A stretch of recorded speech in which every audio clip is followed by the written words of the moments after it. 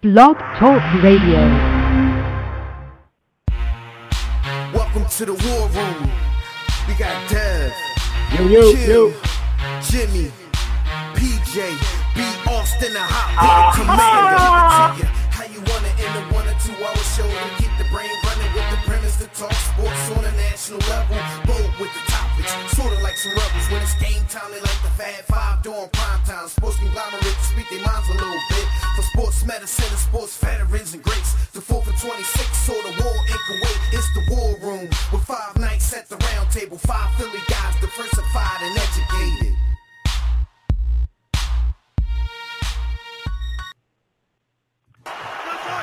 Play clock at 5.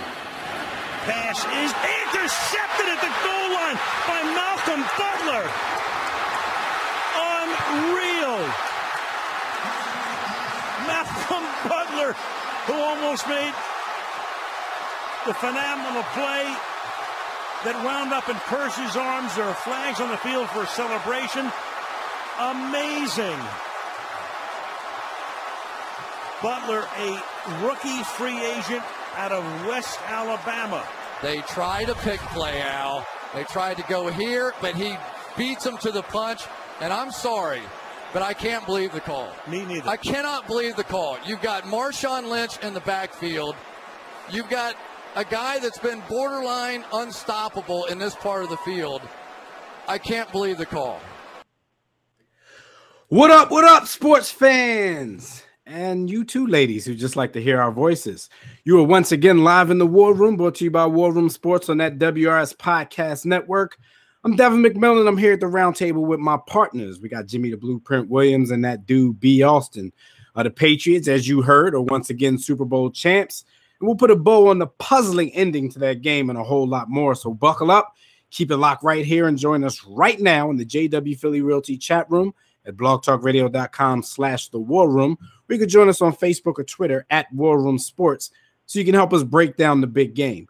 You can also call us directly when we open up the Digital Extreme Tech Hotline. That number, as usual, is 323-410-0012. But before we get started, we got to do what we usually do around this time, and that's shout out to other great shows on the War Room Sports Podcast Network.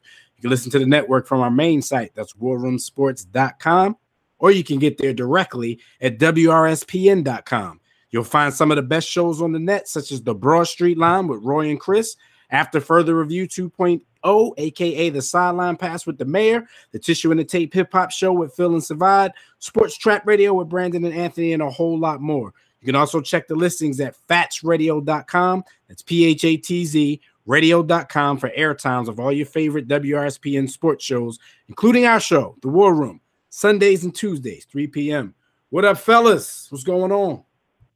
What's really good? Yo, shout out to Amber Rose. I don't know why. Yo, man. Yo. I'm going to find that flick for you, beloved. Yeah, we Yo, got some past breaking be in the news past. that Let Amber bygones Rose be look bygones. like. So what did you find, Jimmy? You found some disturbing photos of Amber Rose? Because I personally think she's top notch. Yeah, I know Dev thinks she top 1 in the world. And it's like, someone had sent me a picture when she was like, very young, before the fame, like high school type joint, and her back was flattered in this wall in front of me. And she didn't have makeup dialed up. And it looked like a whole different person, yo. I'm talking about like a whole different person. I was like, I don't even know, like, shout out to Amber Rose for making my top 5. I don't even like white girls and light-skinned women. You said they be putting shots. Like, what's in them shots they be putting in themselves, yo? Concrete. You never know. It's a mixed bag of stuff. Sometimes it's fish oil. Sometimes it's concrete. Fish oil. Sometimes it's walrus spook. Anything that'll make a young lady's rumplicious. No, but they be soft though. If they look soft, I mean, I don't know, man. That could be a lifetime of glute exercising, man. Brother, it is not always soft. I can attest, man. All right, well, to be honest with you, before we get into today's show, just 60 seconds on butt implant. Ladies, stop it. Cut it out, because as an ass connoisseur, it really doesn't look right when it's so large that it cuts the outline of your body and makes it look fake. Like your legs are one size, but your butt. That's not sexy. That's not. Yo, we allegedly saw one the other day where the chick was squatting, yo, and it looked utterly ridiculous. I forgot. But never mind, man. Keep on, man. Dev, come on, get us out of trouble, man. Go ahead. Yo, she looked like the Blob or something, yo. Yo, it was so big it looked retarded. Like, you know, no disrespect to mentally challenged, but yo, because I forgot we can't say that no more. My bad. All right, man. Let's say that word. Yeah, we gonna move this on. Hey, get us kicked off the air. This week, because I know people are like, yo, what the hell are they talking about? I'm tuning in for the first time. They're talking about booties. But hey, that's what we do. But this week in particular in sports, man, that police blotter was blotting, man. A lot of craziness went on. So we have an extra special while y'all were on the grind segment. So we flipped the format of the show around a little bit so we can get these birthday shots out of the way, because we have a special Russell Westbrook y'all tripping edition of while y'all were on the ground. So right quick, I'm gonna jump right into these birthday shout outs. My birthday, and, yay! As usual, the birthdays are brought to you by Digital Extreme Technologies. Do you or your business need a custom website? Well, for dynamic, professional, and most of all, affordable custom website solutions, you need Digital Extreme Technologies. No need to break the bank for an effective online presence. Top quality, results-driven websites at incredibly affordable prices. Financing options are available. So visit digitalextremetech.com or call 267-205-4205. And for discounted rates, be sure to tell them War Room Sports. My birthday, yay! All right, celebrating birthdays today. One of the best soccer, a.k.a. football players in the world, Cristiano Ronaldo. He turns 30. MLB, former MLB player Roberto Alomar turns 47. Former NASCAR driver Darrell Waltrip turns 68. And arguably, and by most accounts, the greatest Dallas Cowboys quarterback of all time. No, I'm not talking about Troy Aikman. I'm talking about one Mr. Roger Staubach. Staubach turned 73. My birthday, yay! So shout out to all of these gentlemen on their birthday. We'd like to give them a nice big War Room salute. Salute, happy birthday, and all that good stuff. My birthday, yay! Jim, yo, tell everybody what happened this week, because it's a laundry list while they were on the grind.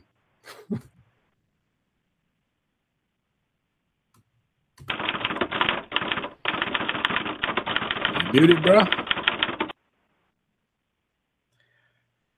All right, y'all. While y'all were on the grind, brought to you, of course, by DirecTV. My bad. I got it, good brother.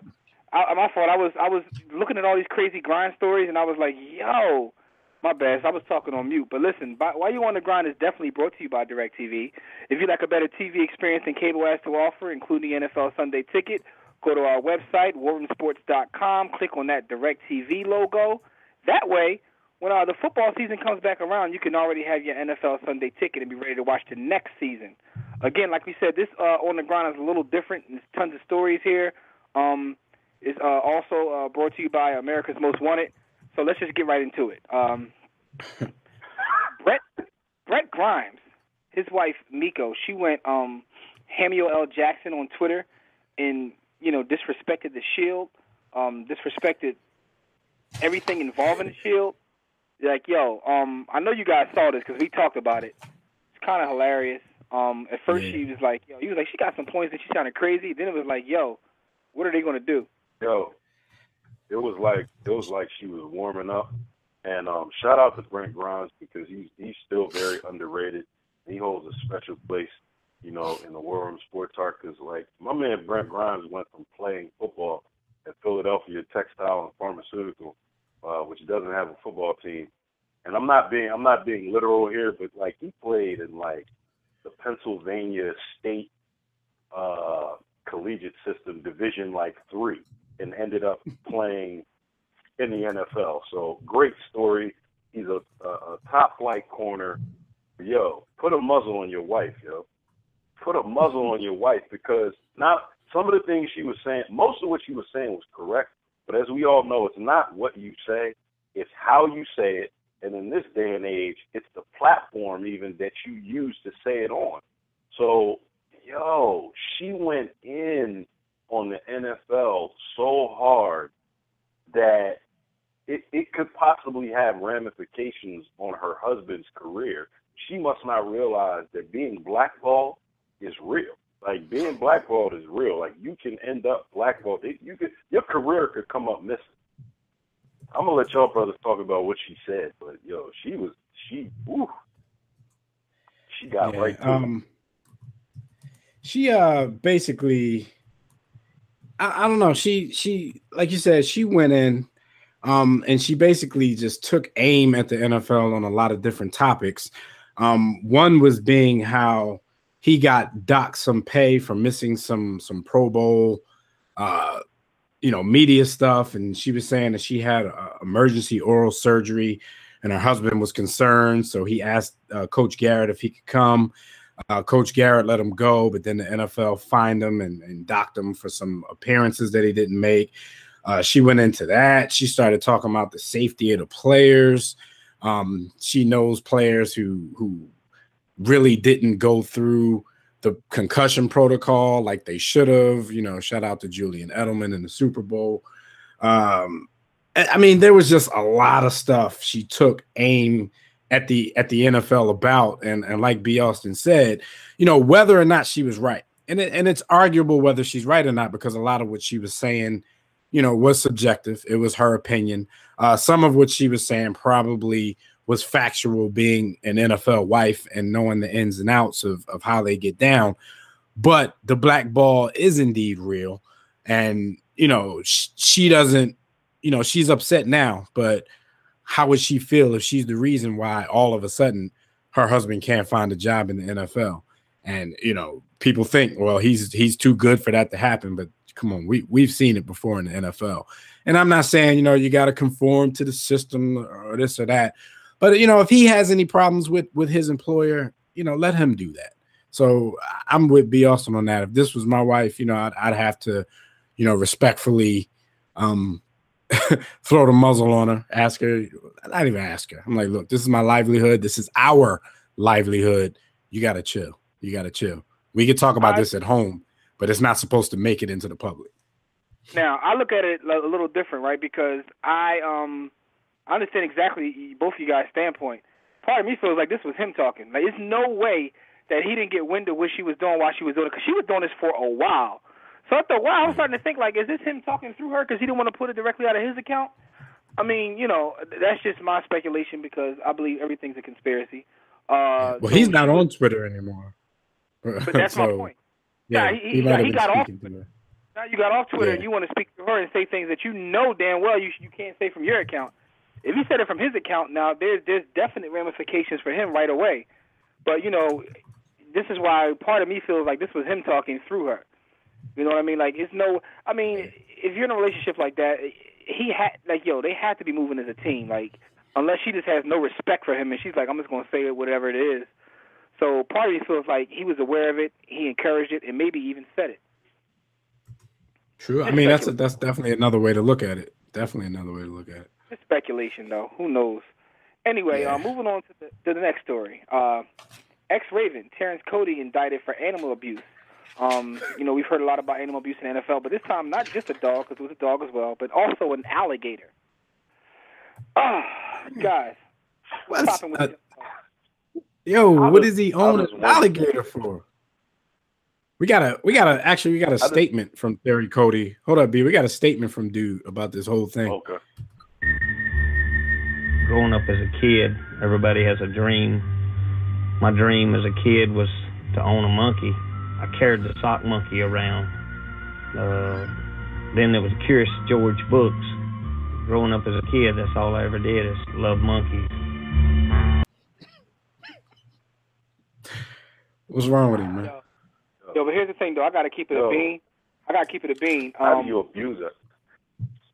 I once owned the alligator, I owned a couple of them. Now, the thing is, I got them from, like, Martin's Aquarium. I don't know if y'all remember Martin's Aquarium. That was up. I remember Martin's Aquarium.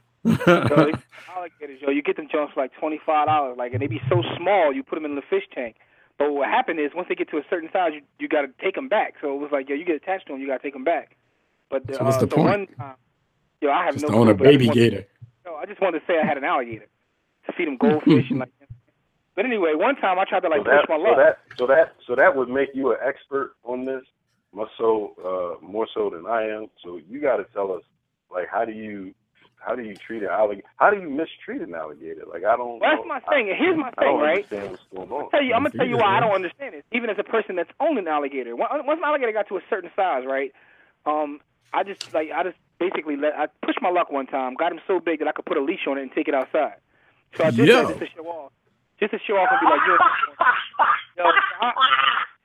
so I'm in Germantown walking down the street with an alligator. But anyway, needless to say, like, you know, as they get older, they get way more aggressive. So it got to the point where I was like, yo, I had to get help, like muzzle the jaw and take them back. So I don't even understand how you abuse an alligator unless you abuse a baby alligator. And if you're abusing a baby alligator, like, so I'm thinking maybe it was a neglect thing and they're calling it abuse, because I can't see him physically abusing an alligator.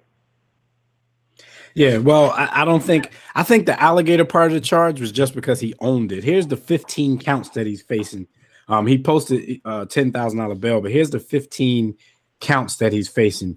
2 counts of aggravated animal cruelty involving a dog described as a Presa Canaria Mastiff. Those are both felonies and carry a maximum incarceration of 3 years. 5 counts of animal abuse or neglect involving the same dog. 1 count of illegal possession of an alligator. 5 counts of animal abuse or neglect involving the alligator. 1 count of possession with intent to use drug paraphernalia. He was giving these animals roofies. 1 count of possession of marijuana. So they said, you know, he took his dog to the vet for treatment and the dog subsequently died. So I guess the vet must have, you know, tipped off the police like, well, I found something strange in this dog when it died. So the dude is in a lot of trouble. Dude might have been trying to roof his animals, though. I don't know what exactly he did, but it's crazy. Yo, I gotta go back to the fact that my brother Jimmy Williams was walking down Germantown with an alligator on a leash. I was like, yo, man, just one time, man. just supposed to go past that and just. Yo, I'm telling you, up Martin's Aquarium, yo, they used to sell exotic animals like that you could take right in the crib there, right? As a matter of fact, that's probably why Martin's Aquarium is no longer with us. Yo. All kinds of snakes and just craziness that you probably shouldn't have in a crib. Anyway, man, so in the big city, in the hood. Like we said, man, these NFL players, like, you know, are off the hook, but it's not just them, yo. Listen to this story. Next story. The Morris twins. They're suspects in an assault in Phoenix. I guess they dipped on somebody, you know. But, you know, they from the crib, so that's what we do. But, so it's not just the NFL players, basketball players as well. They put their work in. What you guys think about this, man? Yeah, they said, I guess this happened. They said they won't reveal the names of the people involved. But it was outside a gym somewhere in Phoenix, so I don't know if they was hooping, working out. Like you said, you know, they're from Philly, you know, and growing up, you know, any pair of twins that I've ever seen or known, you know, that's what they do. You know, twins, they get they roll on, they dip on people when they have to. I can admit, like, if I was a twin, like there would have, I would never be able to tell you a story where I was in a quote unquote fair fight. Like there would have never been one-on-ones in my lifetime. But when you get a certain age and a certain stature, you know, you're in the NBA, you play every day. I can't just be at the gym just dipping on people, man. Come on. So my thing is this, man, like you're right. If you a twin, y'all like I would argue that it's not dipping on, it's 2 of y'all. So like, you know, argument can be made that listen, you gotta fight both of us. You know. We the same dude. If you want to engage one of us, like, Yo, not only are they the same dude, but they have their contract earnings from their salary goes into the same account, and they don't count their contract separately. They just say, yo, they paid us both $52 million. But I saw that. How about the fact that like they can't play apart from each other? Like that's crazy. Like them dudes' games went downhill when they separated them in the league. Like they start playing better when they got back together. Like what is that? You know, it said they got a 4-year contract extension worth a combined $52 million. Yo, yo, who makes what? They probably make exactly half. They probably set it up that way, even though one of them know he better than the other one. He's like, we got to make the exact same thing. Yeah, Yo, that's they crazy. off they definitely off the chain, man. But listen, man, that's them out there in Phoenix, man. But it's not just the basketball players either, man. Lance Armstrong hit 2 parked cars and let his girlfriend take the rap, man. And, you know, Can't say I'm mad at Yo, him. he is a scumbag to another level. Like, who knew that Lance Livstrom? Yo, what's wrong with he? he's above the world, Sad, man. He famous. Like sometimes, I mean, she a girlfriend. She not a wife. So I'm not that mad at him. Like, look, I'm Lance. Like a lot of people already don't like me. You know, they find out it's me. They're gonna want to sue for extra stuff, like they were in the car or something. So why don't you go ahead and just tell the cops, you know, that you did this, and you know, we just move on. My thing is, I don't know how did the police, how did anybody find out that this indeed was the case? Was there a witness there who said, nah, he wasn't driving that car? I mean, she wasn't driving that car. So I don't understand. Yeah. Anybody know the story? I don't even know the story, but maybe she like ratted on him because she found out that he was throwing her to the curb. Like he's like, let's take this and then he just stopped, like, you know, let her take the whole phone. Who knows? I'm seeing here that she said that, you know, detectives later interviewed her and she eventually told them that Armstrong was driving, but the couple had decided to let her take the blame. Quote, we've had our family name smeared over every paper in the world in the last couple of years. And honestly, I've got teenagers. I just wanted to protect my family, Hansen told the police. What you mean we? I thought, gosh, Anna Hansen hit some cars. It's not going to show up in the papers, but Lance Armstrong hit some cars. It's going to be a national story. So looky here. It's a national story either way, and now y'all look stupid for trying to shift the blame. Maybe that's his kid's mother. Who knows? But all I know is, fact of the matter is, like, if you're still dealing with Lance Armstrong, then you get whatever comes to you because he's a scumbag. The whole world knows he's a scumbag. So, you know, you got to deal with the scumbaggery. He trying to help cure cancer, though. FOH. He probably never had it. He's saying he took that money. Okay. Yeah. All right, let's get back to the NFL real quick. Let's get back to their crimes, man. My main man, Warren Sapp, arrested for soliciting prostitutes and assault, man. Now, first of all, in the words of my man Tush, man, legalize it, man. But second of all, yo, from what I read in the story, it didn't sound like he really got in trouble for, you know, trying to get the yams. Like, he tried to short the chick, and that's when she called the police. How you gonna try to short her with the bread? Supposedly Ebola or something? Like,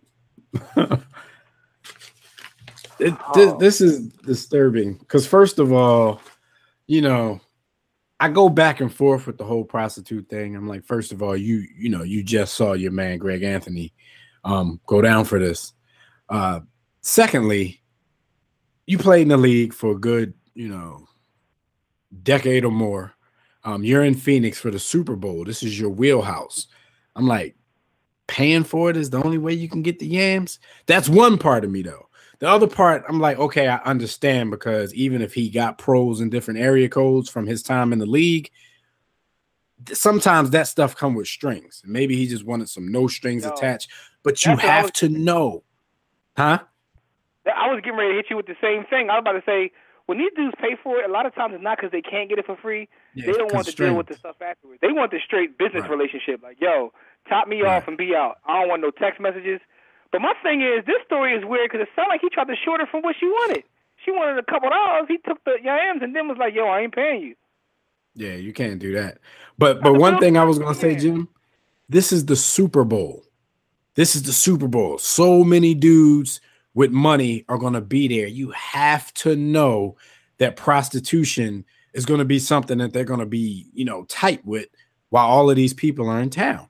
Because, you know, the prostitutes are like, you know, the toots are out like, yo, all these NFL dudes, these former NFL dudes, all the, you know, it's going to be a lot of money in town. So you got to know that's probably off limits, man. You got to.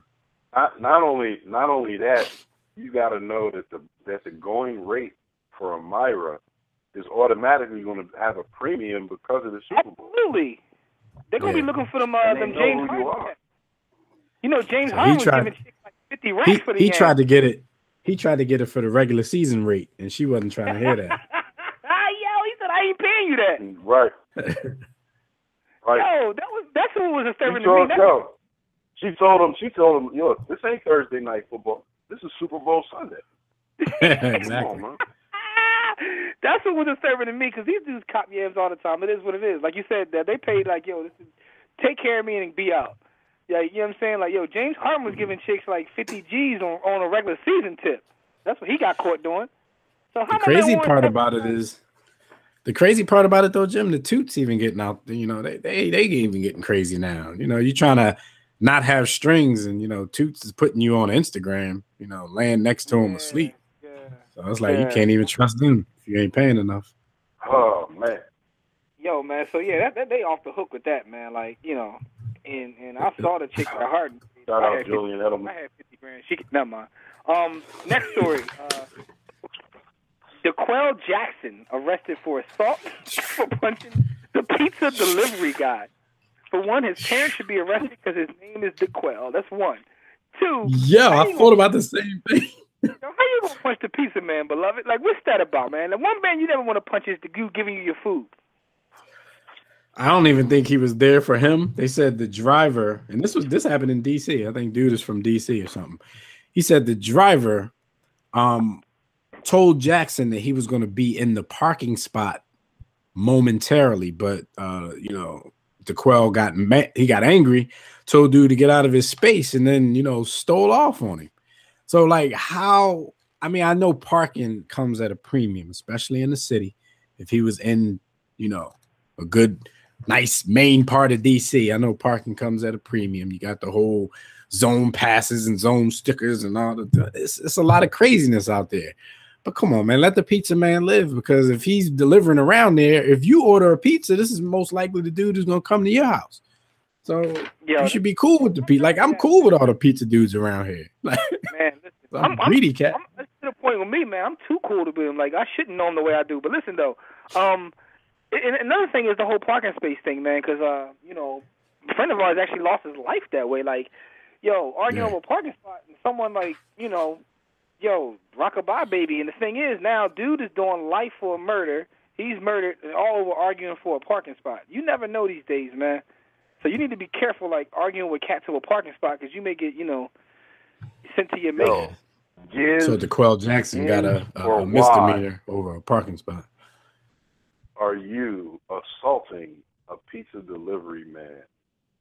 I've tried to explain to people that to play in the National Foosball League, you have to have a measure of instability and psychosis, especially the closer to the football that you play, the crazier you are.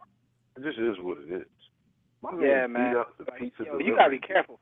See, here's one thing, man. Yo, I just finished watching that web series called Money and Violence, so I don't trust nobody. So for you to just try to steal off on somebody over a parking spot, man, yo, you can get rocked anywhere. Real quick, John, before we move to the next crazy story, at CaseyMax38 on Twitter says, in terms of the Warren Sapp joint, yo, he shorted the joint $80, yo.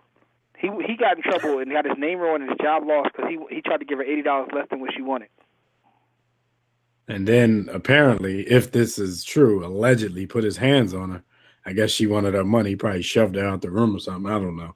I'm speculating, but he got an assault charge along with the toot charge. How much you think he was getting paid at the NFL Network? His contract was just short of $1 million. It was like $750,000-800,000. Yeah, so 6 figures at least. It was high. Yeah. Over $80. High 6 figures. Over $80.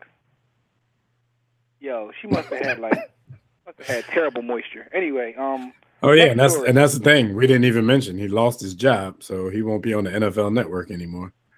Over this. Do y'all think y'all think he jumped the gun? I mean, not him, but the NFL Network, or is it just anything that embarrasses the Shield or the network? Yeah, I mean they already got like 60 You know dudes on one show, so Yeah, you know how that is, Dev. It's like, would I have fired him? Probably not.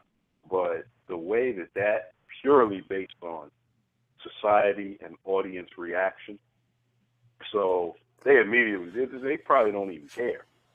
I think it was more so because of the assault, though, yeah. B, not really the soliciting of the toots. Right. You know, they dealing with this whole Ray Rice thing and the whole movement with Chris Carter on TV crying and all that stuff. So they probably had to they probably didn't have a choice. They probably have a choice. Ray Rice is going to be, it's a shame, man, because, like, he's synonymous with that from now on. That's what he's going to be remembered for the rest of his life, no matter what he does. He's a verb now. You hit a chick, you Ray Rice her. Yo, I've already heard it. They Ray said it Rice, on Empire. I straight up tell chicks, yo, don't get on an elevator with a dude that looks like he could, take you there. Did any of y'all watch that show Empire? The chick Taraji P. Henson like the first or second episode, one of them episodes, she was in the elevator and dude was talking trash and she was like, "What, you gonna Ray Rice me now?" I'm like, yo, he's a verb. By the way, the face, man. Man is a verb. At KCMac38 on Twitter hit us up, said SAP salary is for $500K a year. So not no more. Yeah, it's terrible. So he lost. It was. Over 80. I know what it was. It was $1 million. He had a 2-year deal. Yeah, he had a 2-year deal with him. That's a nice deal considering he only worked 2 days a week. Let me see. Yeah. You guys. Dallas Cowboys. He still got fired on his day off though. What do you think about Joseph Randle getting arrested on drug charges?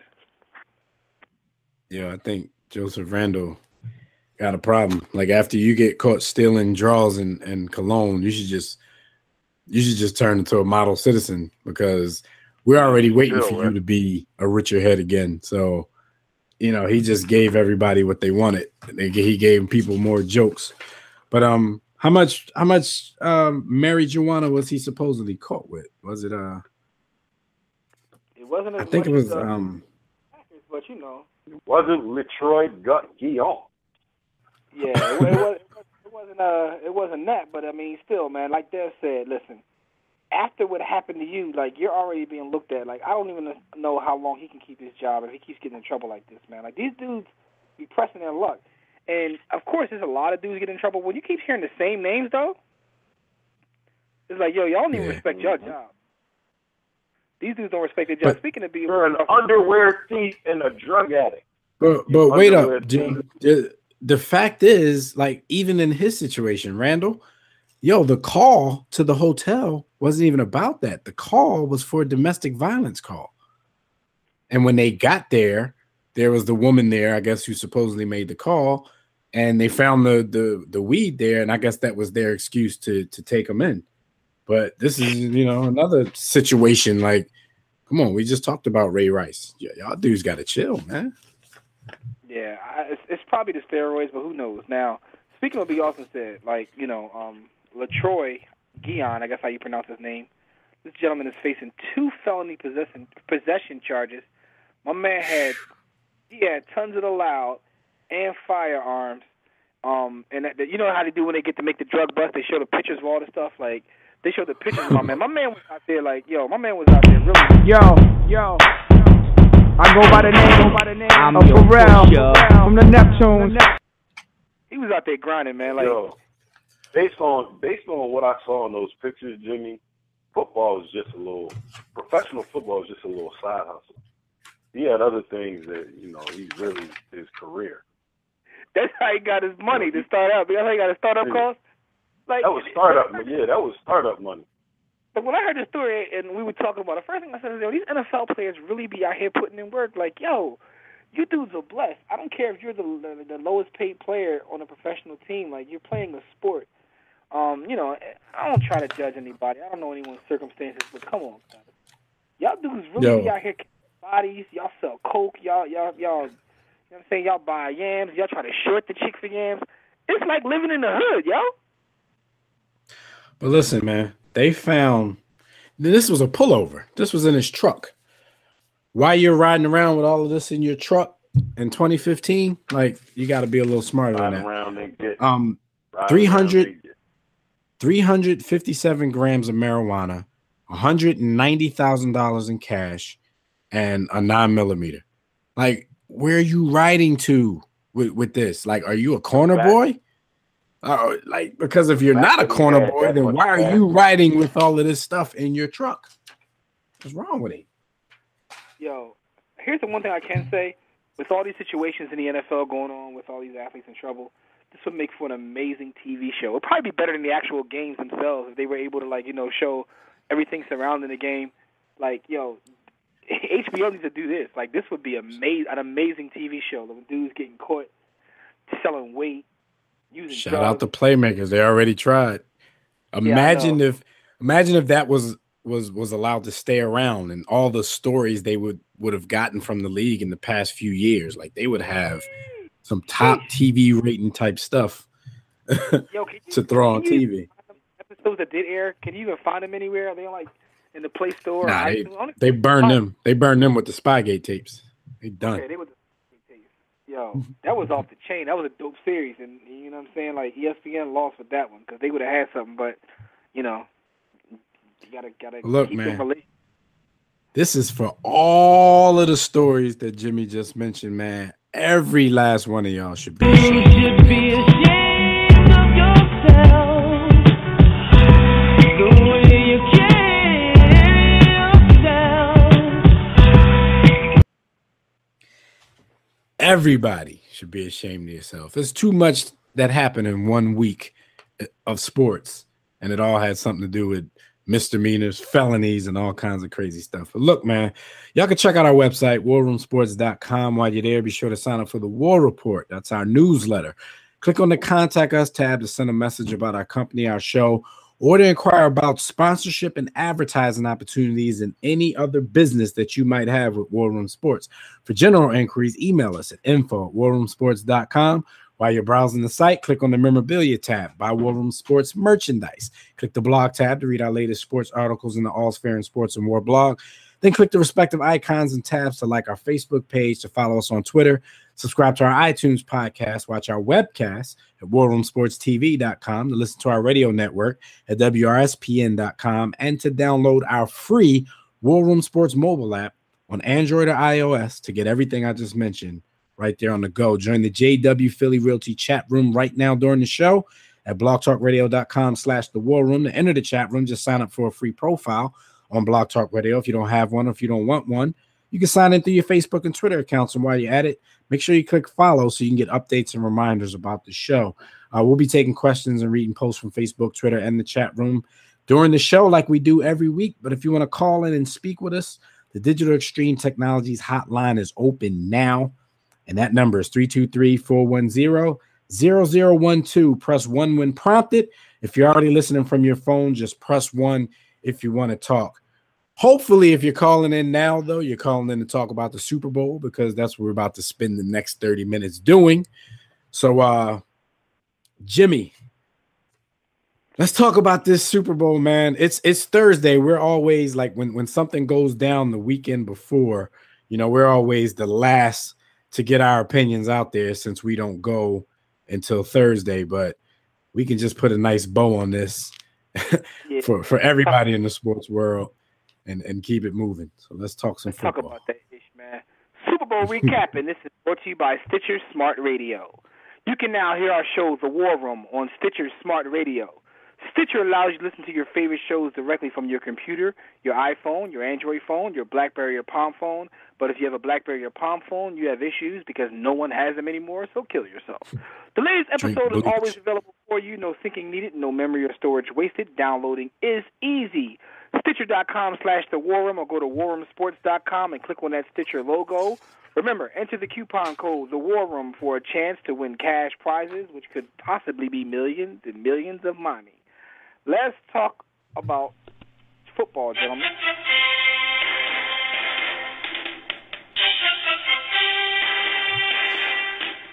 Super Bowl X-Lix.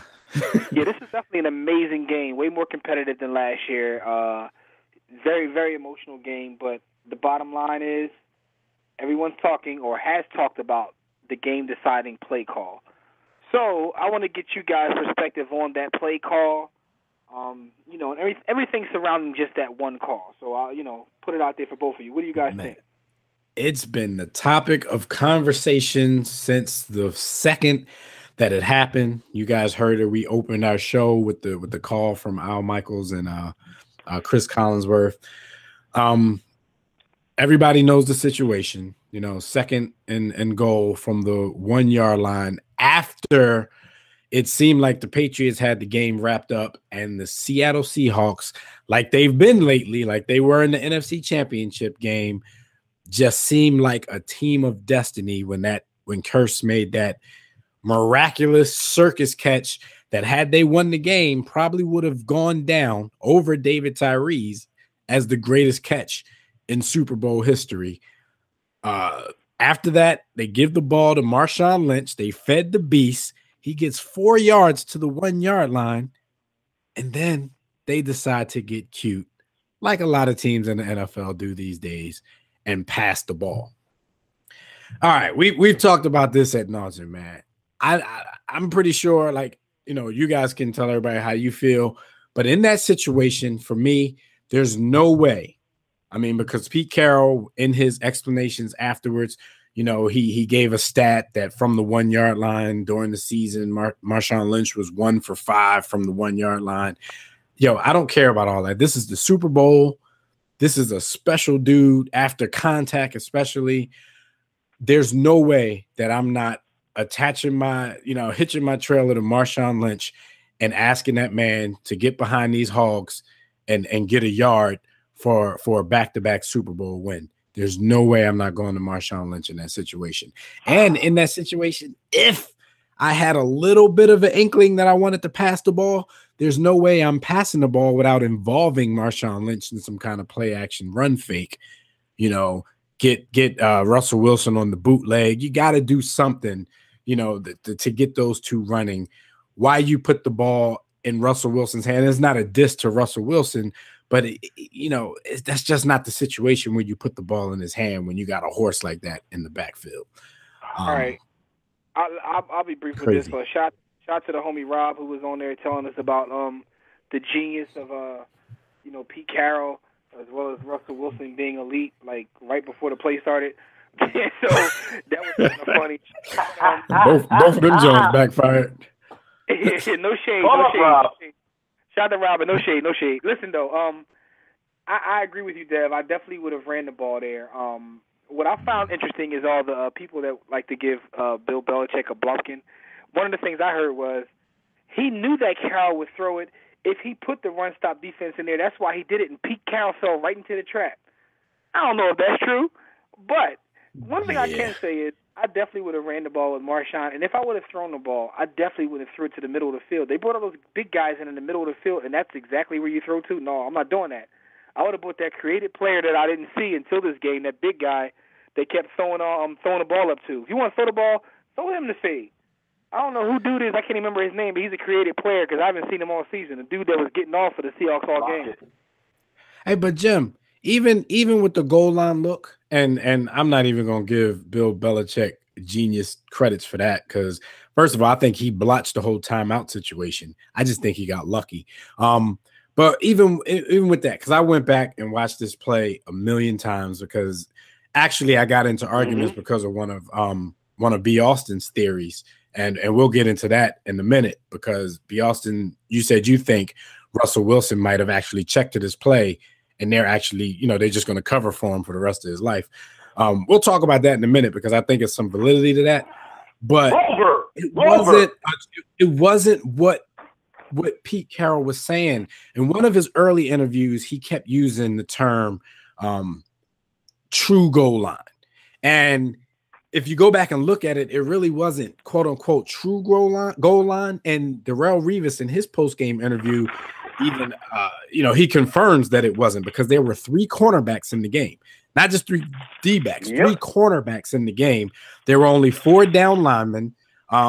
There were 3 linebackers. They were all up on the line though, the 3 linebackers. But as soon as the the play started, you know, one linebacker took Marshawn Lynch out of the backfield. Another linebacker took the tight end right off of the line.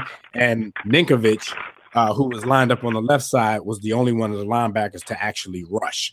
So, you know, they showed a goal line look, but the package wasn't exactly a heavy package. So I think Pete Carroll, you know, he was just looking for an excuse to use, especially if B. Austin is on to something. You know, he was just looking for an excuse to use to explain why what happened actually happened.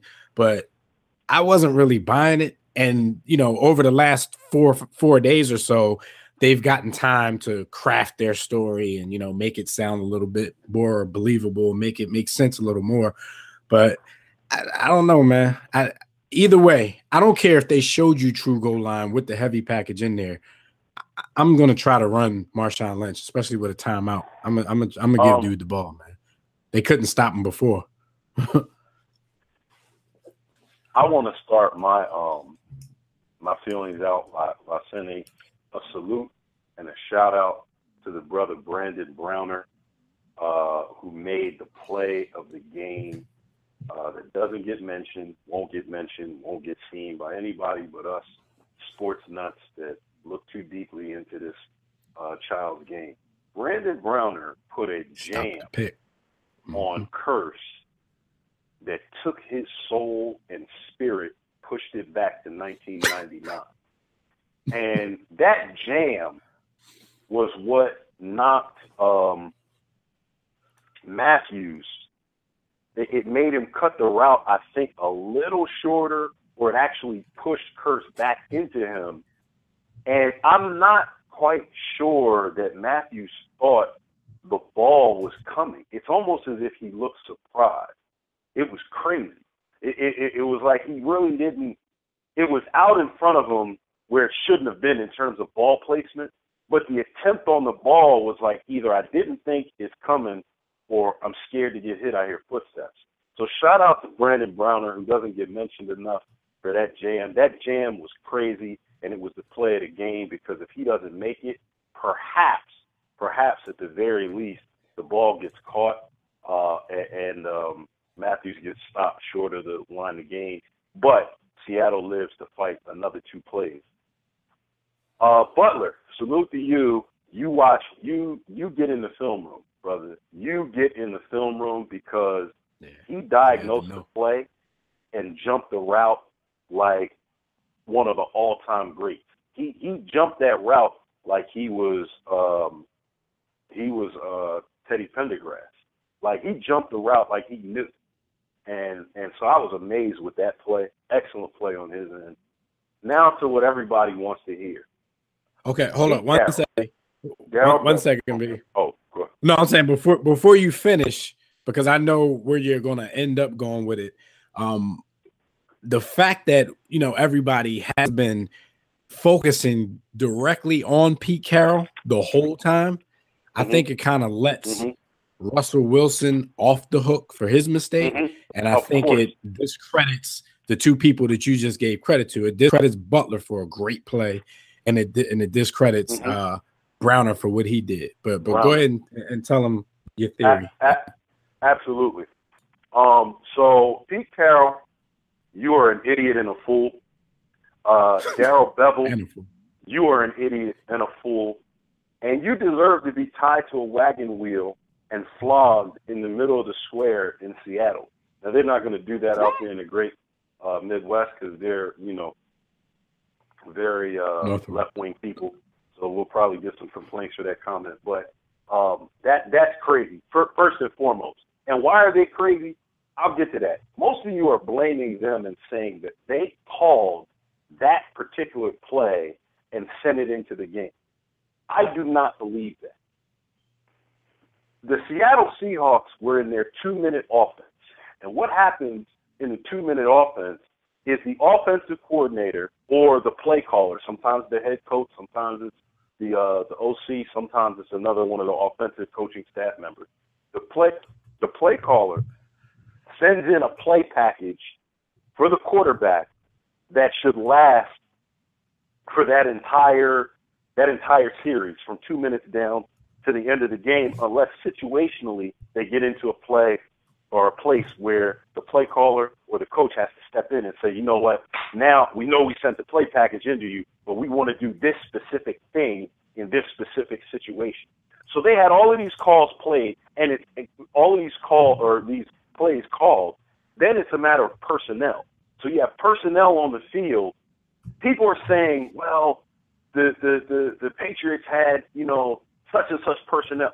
No, offense dictates what personnel defense has on the field. So you send in 3 receivers, a single back, no tight end, and Russell Wilson, which means you were planning to get cute at some point throughout the course of these last few minutes. Anyway, you were planning to get cute instead of sticking with what worked. You sent in the play package.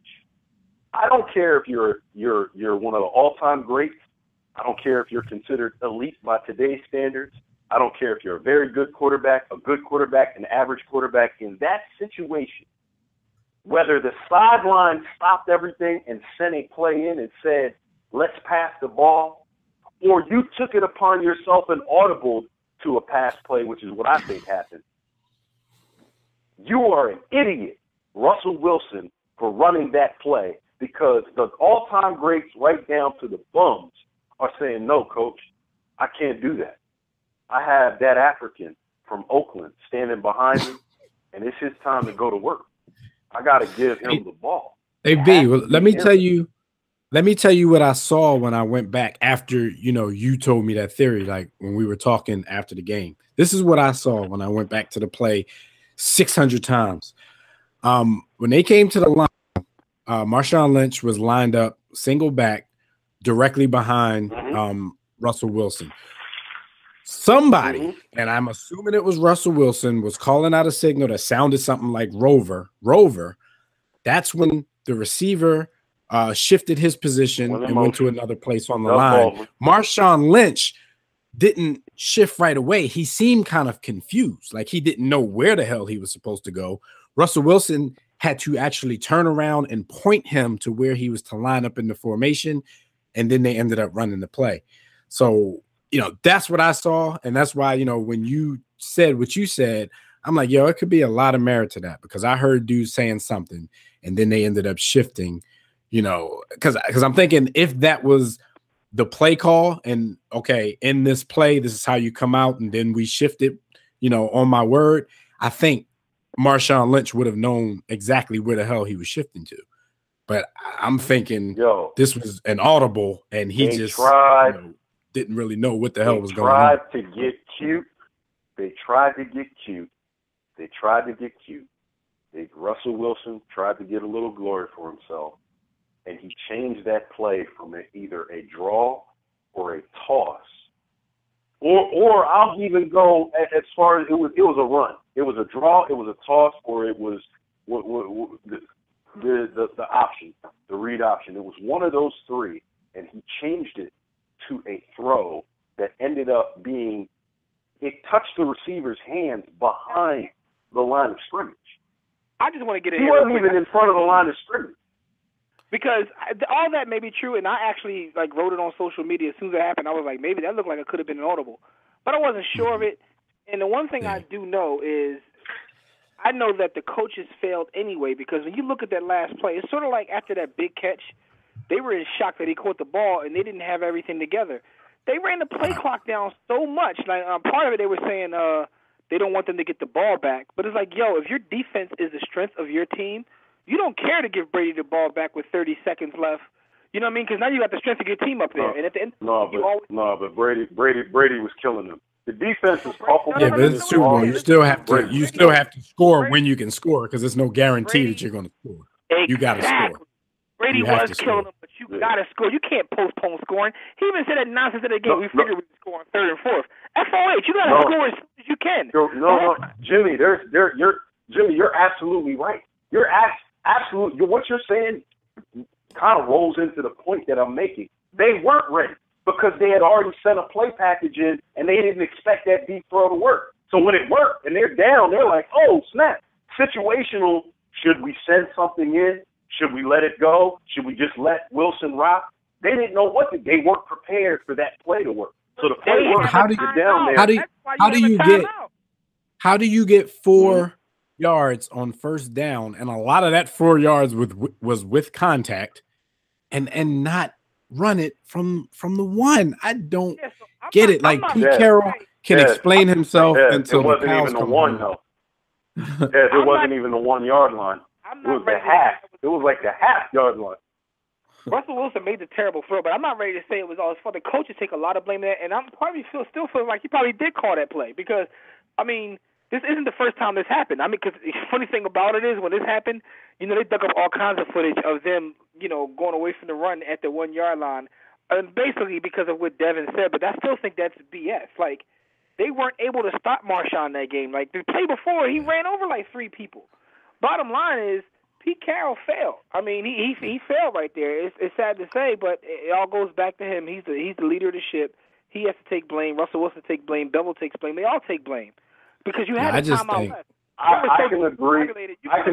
I can agree with Pete Carroll failing because Pete Carroll should have known to stop everything and send a play in.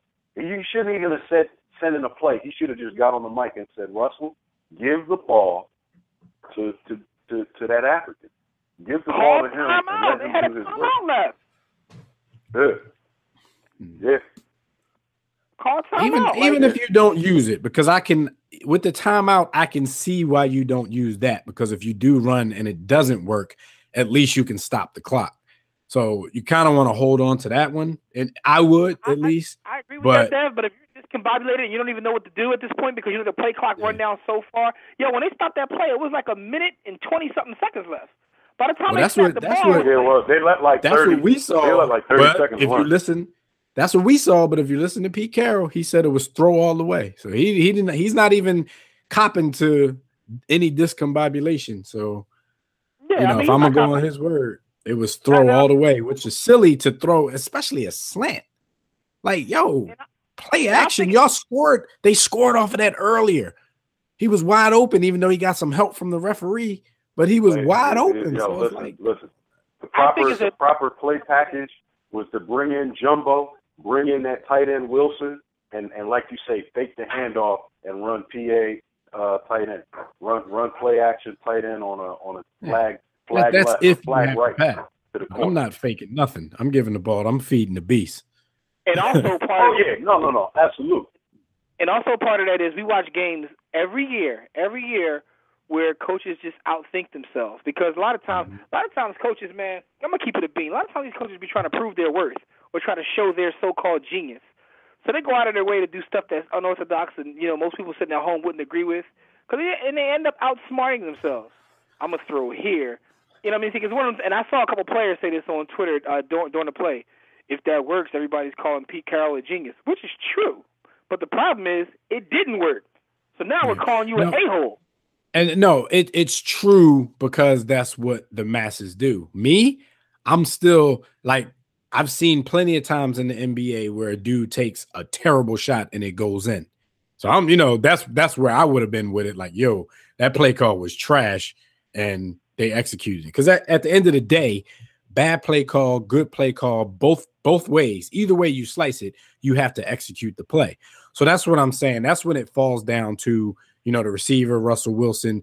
And I think Russell Wilson is getting a really big pass for this because he's kind of skating under the radar because Pete Carroll and Darrell Bevell are taking all the shots. A better throw at very least is incomplete. You really don't lead your receiver high like that on a goal line slant. But I don't want to nitpick a throw because quarterbacks are just trying to throw to a spot. It could get away from him. I don't even know if it's in his head to think that quickly, like maybe I should put it down near his hip somewhere. But I still think that, he's skating by under the radar because everybody's smashing his coach right now. But I'm just like I'm like you. He's skating because he shouldn't have run that. Even if Pete Carroll sent that play in, Tony Romo would have laughed and ran what he wanted. Tom Brady would have laughed and ran what he wanted. Joe Montana would have laughed and ran what he wanted. Is he that guy? Besides what fans, is he that guy? He might not even be allowed to audible like that. I mean, your man Donovan, 10 years, 11 years in, he wasn't allowed to call audibles. So yeah, so my thing is he might not even be allowed to do that. You know, not saying because see, he gets part of the blame, but I think that blame can be split up so many different ways, man.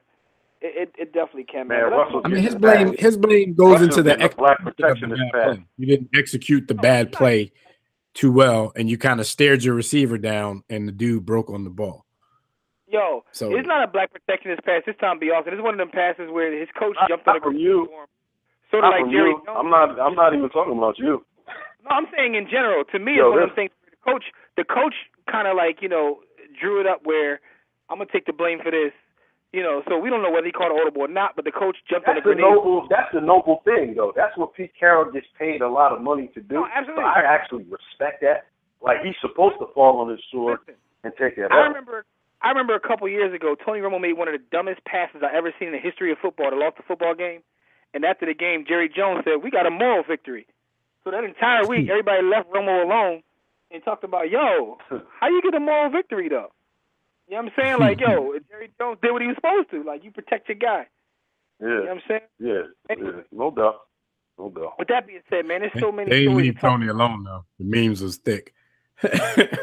You Tony should be ashamed of yourself. Russell Wilson, Pete Carroll, and Darrell Bevel, the way you carry yourself. One thing about the fourth quarter, and B. Austin, I got to send a shout at you for this because you said Brady was scared, and Brady was slicing them dudes up as you said that. Brady won the MVP. In the fourth quarter, he was like 12 for 13 with like 140 yards and 2 touchdowns. He was money in the fourth quarter. He wins the MVP, but he says, yo, I'm going to give this truck to Malcolm Butler for making that play. Because even Brady was in shock when the play happened. If you guys remember, like he was sitting there like, not again after that catch. He had like flashbacks. No, when I said he was scared, I would say he was scared when Michael Bennett went and sat on his sternum and he threw the ball to who made the pick? Linebacker number 51. Yo, when you said that the very next play, he threw a touchdown. Yeah, I mean, it happens. He's Tom Brady. I'm expecting that. That doesn't mean he wasn't scared. No, I'm just saying. He played a little scared. He got hot. He definitely got hot. No, I don't know about being scared, man. But anyway, with all that being said, man, he's going to get this MVP. He's going to get the Super Bowl, the truck, to Malcolm Butler. Dev sent me an article today that said it may cause him some tax implications. You know, we don't have Doc Bay on to break that down, but what do you guys think? I got some of the info. I got some of the info here. Okay. Well, to answer your question first, though, Jim, it's one of those things. Like Tom Brady doesn't need the truck. You know, even with these tax implications, I don't like to count people's money, but I'm pretty sure Tom Brady don't need it. And what Malcolm Butler ended up doing was heroic enough and great enough to Tom Brady's legacy that I don't think it should be a thing, even now that he found out how much it might cost him to give this dude the truck. But at the same time, it's one of them things that he can do that's really nothing to him, but it'll make him look so much better in the public. Just like the foolishness that LeBron came out and said today. Like, if it would make our team better, I'd come off the bench, because you know that no coach is ever going to put you on the bench. So it automatically makes you, more likable to people who fall for that kind of stuff. So it's the same kind of thing for Tom Brady. Like, it makes him more likable for people who don't read in between the lines of these little, easy things that people do. But the tax implications on this is a 2015 Chevy Colorado. And they said if he gives it away, it's a taxable prize anyway.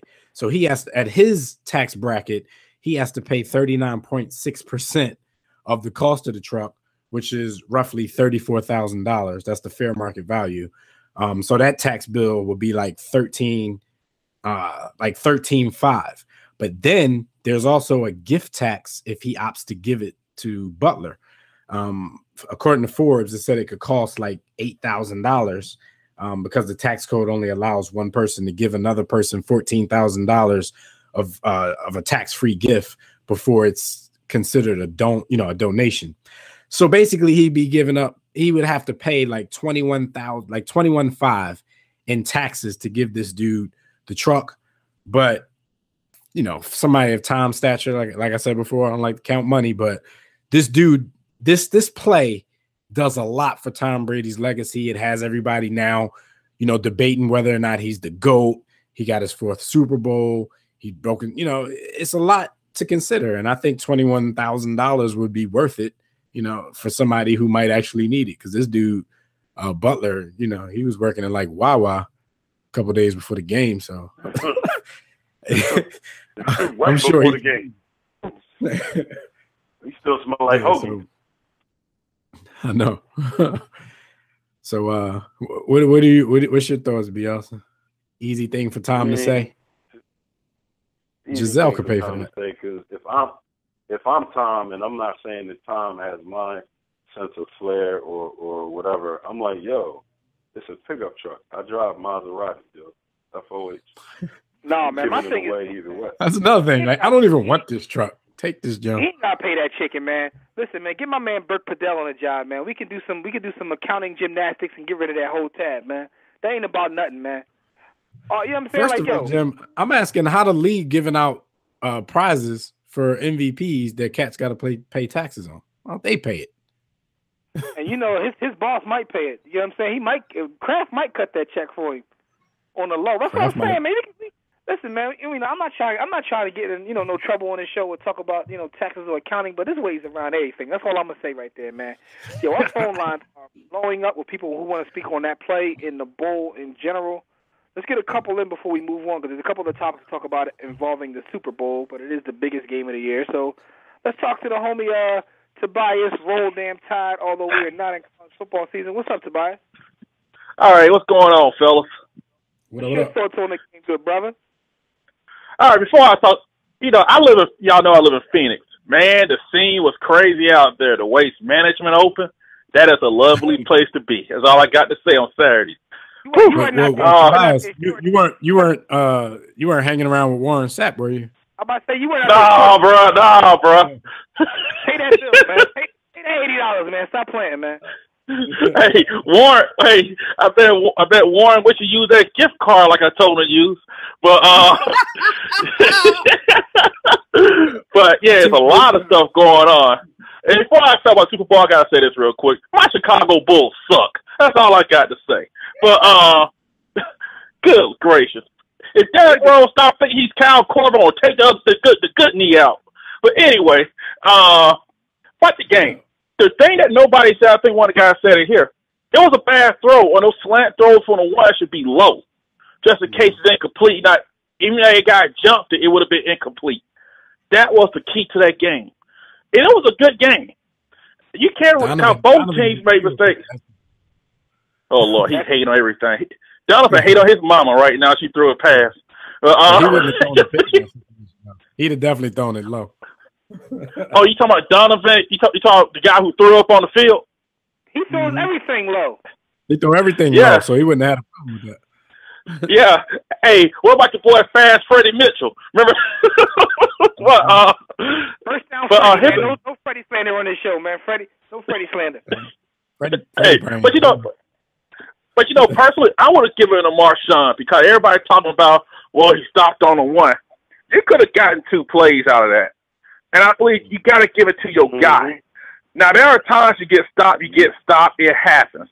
But you give it to your guy, and you tell your line, hey, if we can't get a half yard, we don't deserve to win. And that is something, damn being cute, because you be cute in week 3. You don't be cute when you go to a chance Super Bowl because you may never get that chance again. Because remember Dan Marino, second-year league, played in the Super Bowl?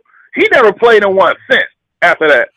So you don't have And in this situation, you have the most violent running back in the league, at a half yard. Him and Peterson, but we haven't seen Peterson in a long time.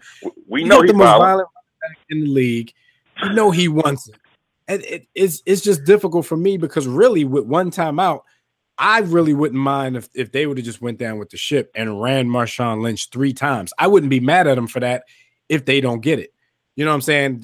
Shout out to our homie Brandon Pemberton. I was listening to Sports Trap Radio the other day, and he was saying basically the same thing. And he was like, okay, if that happens, we don't get on Pete Carroll. We're just talking about one of the greatest goal line stands in the history of the Super Bowl. Because if you could stop Marshawn Lynch 3 times, and let's not just keep saying Lynch, Seattle, has a very dominant offensive line as well. You know, people kind of make it seem like the Cowboys are the only team in the league with a good offensive line. Yo, behind that line with the most violent running back in the league, a half yard. You run it 3 times and you don't get it, then kudos to the Patriots for one of the most dominating goal line stands. They deserve to be the Super Bowl champ. But you got to get that man the ball, man. Feed the beast. I ran a quarterback sneak. I just wouldn't have put the ball in the air like that. Yeah. But you know the problem is though. Can we say this? We know Russell Wilson's a nice guy. He got good baby hair and all that stuff, but he ain't that accurate.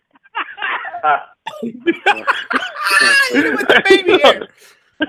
Hey, but you notice no one ever said talk about Russell Wilson's accuracy. Tom Brady could throw that pass on the 1 yard line because the guy's hella accurate. He gonna put the ball there, and so you're dependent on a guy who's like the most. He's a good quarterback, but he ain't Tom Brady accurate to throw that pass. And you know they know that play's coming. So and I believe is that if you lose, because I could take a team losing if you go to your best option. If your best guy just can't get it in, you can live with that.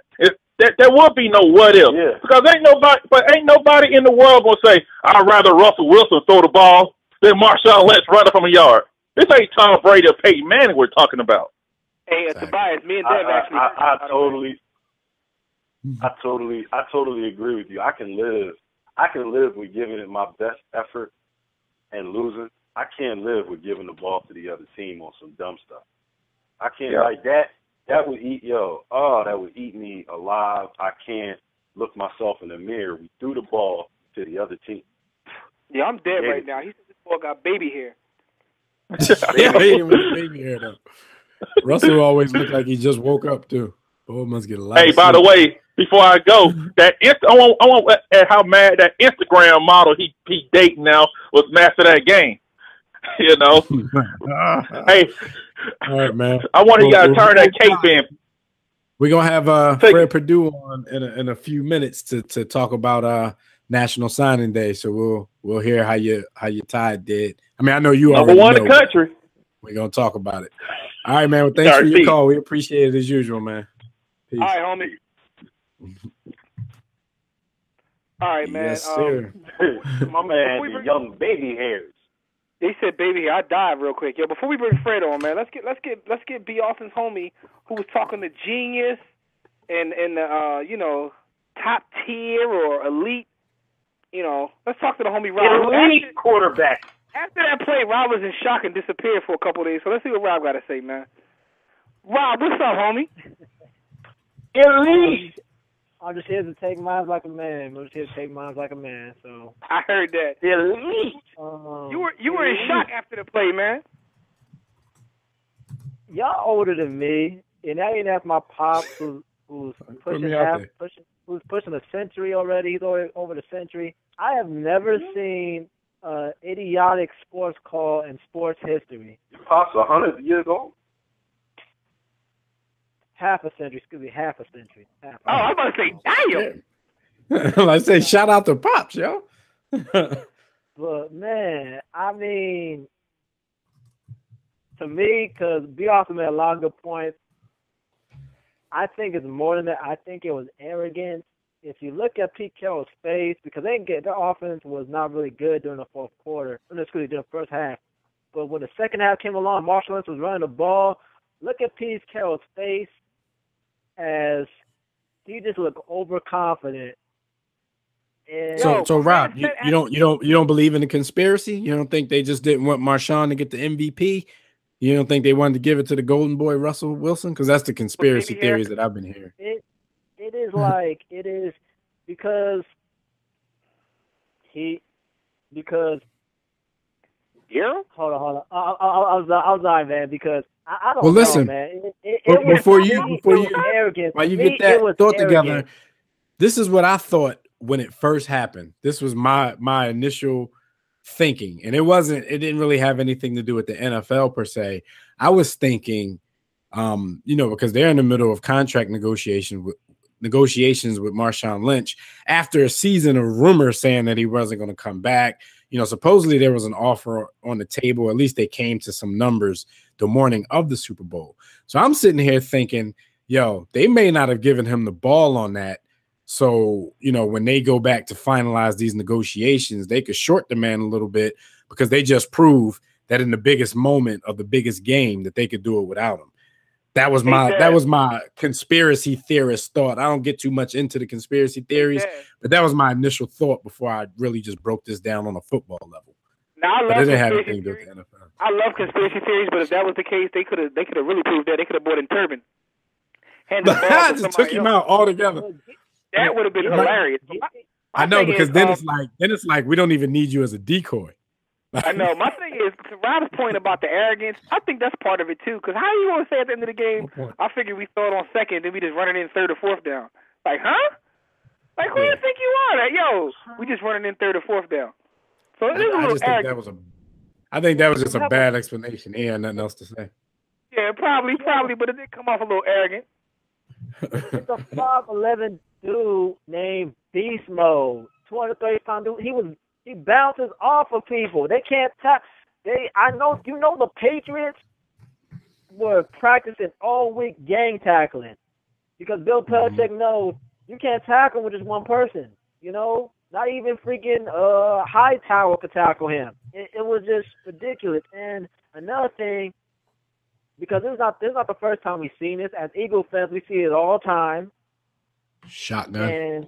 And also that, run shotgun at the goal line, and also that during the Oregon game, they could have been neck and neck with Ohio State and probably still lost, but they kept going for field goals. And now you want that same guy, your head coach who came from that program who lost in the championships, that same guy to trade off for Marcus Mariota? No, bro. You give a brother too much rope, he thinks he's a cowboy. You know what I'm saying? You can't do that.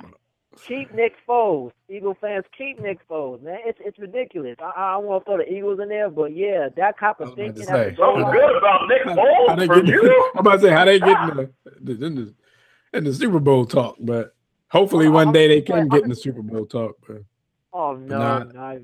I feel you. It's a lot of teams that like to get cute around the goal line, and I just don't picture the Seattle Seahawks as one. So we'll never know what was in the back of either Carroll's mind, Bevel's mind, or maybe even Russell Wilson's mind, if B. Austin is correct.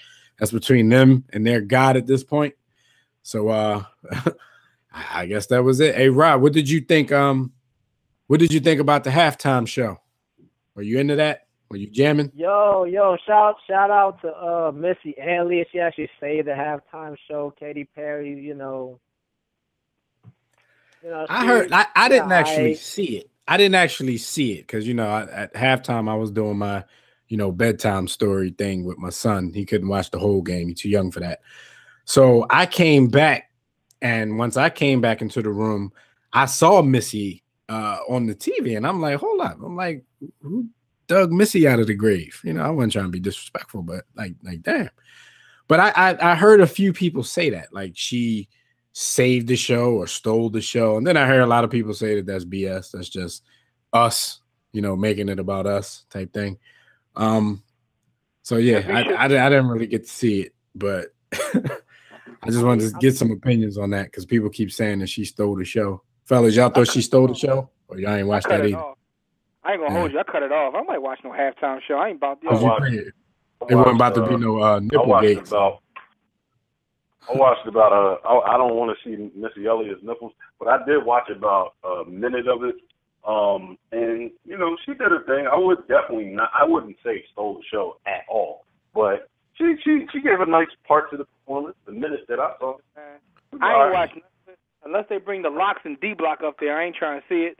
But the one thing I do know is the next day, she was like #1 on iTunes, so that paid immediate dividends. Like Cats was copping her album again. Her album went #1. Like I was like, damn. Yo, she was getting that Paul McCartney treatment though. People like, yo, I don't know who this Missy Elliott character is, but Katy Perry about to blow her up. Yo, that's how it always. Yo, it's disrespectful even to say with Missy, and I think Missy is one of the worst hip hop artists of all time who got rich and famous.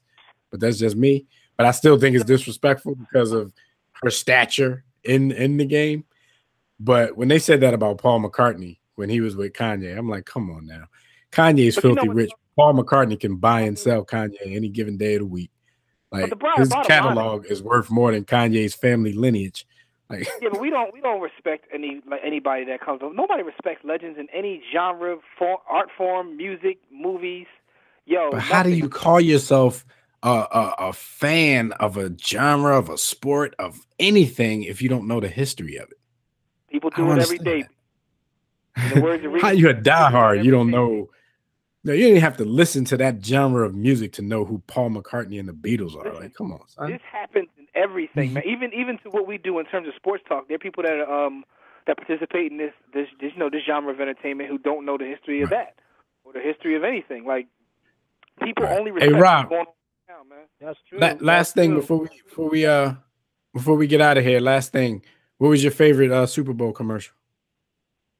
Quick. Dang, what was the favorite? Because I'm taking like a race class and gender class. It was the one where the trucks. I'm by my car, and there's one with the trucks and the car. Like the only thing that's different was the guy that what car the guy had. He had a truck and he had a car, and there was 2 pictures. And the lady was like, "Oh, I'll take the guy with the truck." Okay, like, I don't remember what company that was. But I like the joint. I think it was like a Fiat ad where the old head was about to get in some yams, and he dropped his Viagra pill, and that joint fell into the car, and the car got bigger.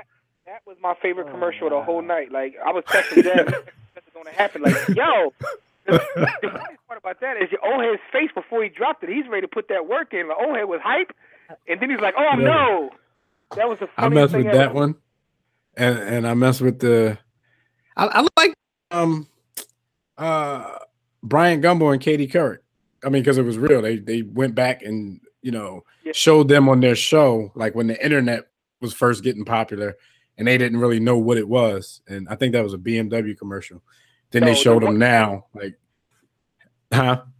I'm gonna keep it a bean though. The most memorable commercial is that Allstate John, like, "'Cause I'm dead." Like, yo, because when it happened, we were sitting there watching the commercial, like, okay, young boy, like, "I'll never do this and I'll never do that because I died." I'm like, yo, that was so like somber and like, yo, and it caught me off guard. So like, I will never forget. That's one of the moments. Like, yo, what they just say? Yo, but nobody, and I haven't heard too much about it on social media, but nobody's going to acknowledge that commercial where God was black.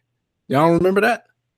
You know why that is. We ain't gonna get into that. You know what I'm saying? I thought it would have been an uproar. I thought all the hoodsmen would have came out on Twitter and just super bashed that commercial, but I didn't hear too much of an uproar. I mean, it's not like those people follow me or I follow them, so maybe I will find an article or something, but I just didn't think anybody noticed it though. I didn't think anybody noticed it. Hey, Dad, if you was having twins, would you play in the Super Bowl? That's a funny question. If I'm having twins, would I play in the Super Bowl? Yeah. Man, that's hard, man. Yo, I've skated that question for the last week, man. You can't put me on the spot. I've gotten away from that question for like a week, man. Oh. I would go ahead and say no, but I don't work in a profession. That means his wife listening, man. Yeah, and plus I don't work in a profession where we have like something on the level of a Super Bowl. So I can't even, speaking from here, like if we were doing a big show, like our 5-year anniversary show and my kids were being born, then, Jimmy and B. Austin, they're going to have to rock without me. But I probably won't make it. If we had like a big show, I'll probably get arrested for shorting the plot. Never mind. Anyway, hey, man, but we got a guest to get to, man. So thanks for your call as usual, man. It was nice hanging out. Thanks, Rob. All right, Rob. Hey, Jimmy, give Pete Carroll the shame, man. Thank you. All right, homie, take it easy. I got you right now, Pete Carroll. You should be ashamed of yourself, the way you carry yourself. Yes, sir. So before we get into some hot topics and we talk a little bit of National Signing Day with our Fred Perdue of College Football Extra, I just need to remind you, cats, you can check out our website, worldroomsports.com, to call in and speak with us about any of today's topics. Dial the Digital Extreme Tech hotline at numbers 323-410-0012. Press 1 when prompted. If you're already listening from your phone, just press 1 if you want to talk. And these hot topics, like they are every week, are brought to you by Audible. Jimmy, this is your favorite sponsor. Absolutely. If it's scheduled connected to read as much as you want, try audiobooks, kick back, and let someone else do the reading for you. Go to audibletrial.com/warroomsports. And if you use that link, you'll get a free audiobook. Right now, I'm listening to Insurgent, which is the second book in the whole series. And the movie's actually coming out soon, The Divergent. So that's the second book. So what I did was jump on that real quick. So anybody who's into that kind of stuff, all those books are available. And again, you get a free book by going to audibletrial.com/warroomsports. So what do you have to lose? Go ahead and try the free book. You may love audiobooks like I do. So go try it. audibletrial.com/warroomsports. Let's get the homie Fred Perdue on the line to talk about National Signing Day. Yes, sir. Fred Perdue of College Football Extra is on the line with us like he is every week, especially during that college football season. We're just holding on to these appearances, Fred. National Signing Day. Give us the highlights, bro. What's going on? How y'all? First off, how y'all doing? And second off, that was the best wrong prediction I've ever had. Can I just say, last time I spoke with you guys, well, I said the we know you was lose. we know you were doing you were superstition trolling when you made it anyway. I do that all the time. Let me pick against my team so they can win. The crazy thing is, once they went down 10, I was like, man, this game's over.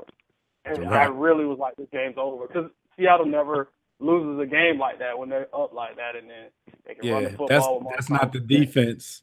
That's not the defense you want to have a deficit against. Can I say one thing before we get to this National Signing Day? I'll make it real quick.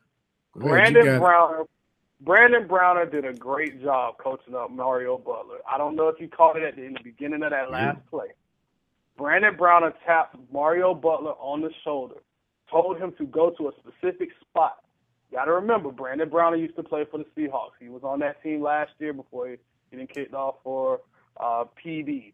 So he knew what was going on, and he knows what's going on in that offense, at least enough to know what formations are going on. He tapped Mario Butler on the shoulder, told him to put him in position, and Mario Butler made a great play. So he told him what the offense was basically about to do from that formation.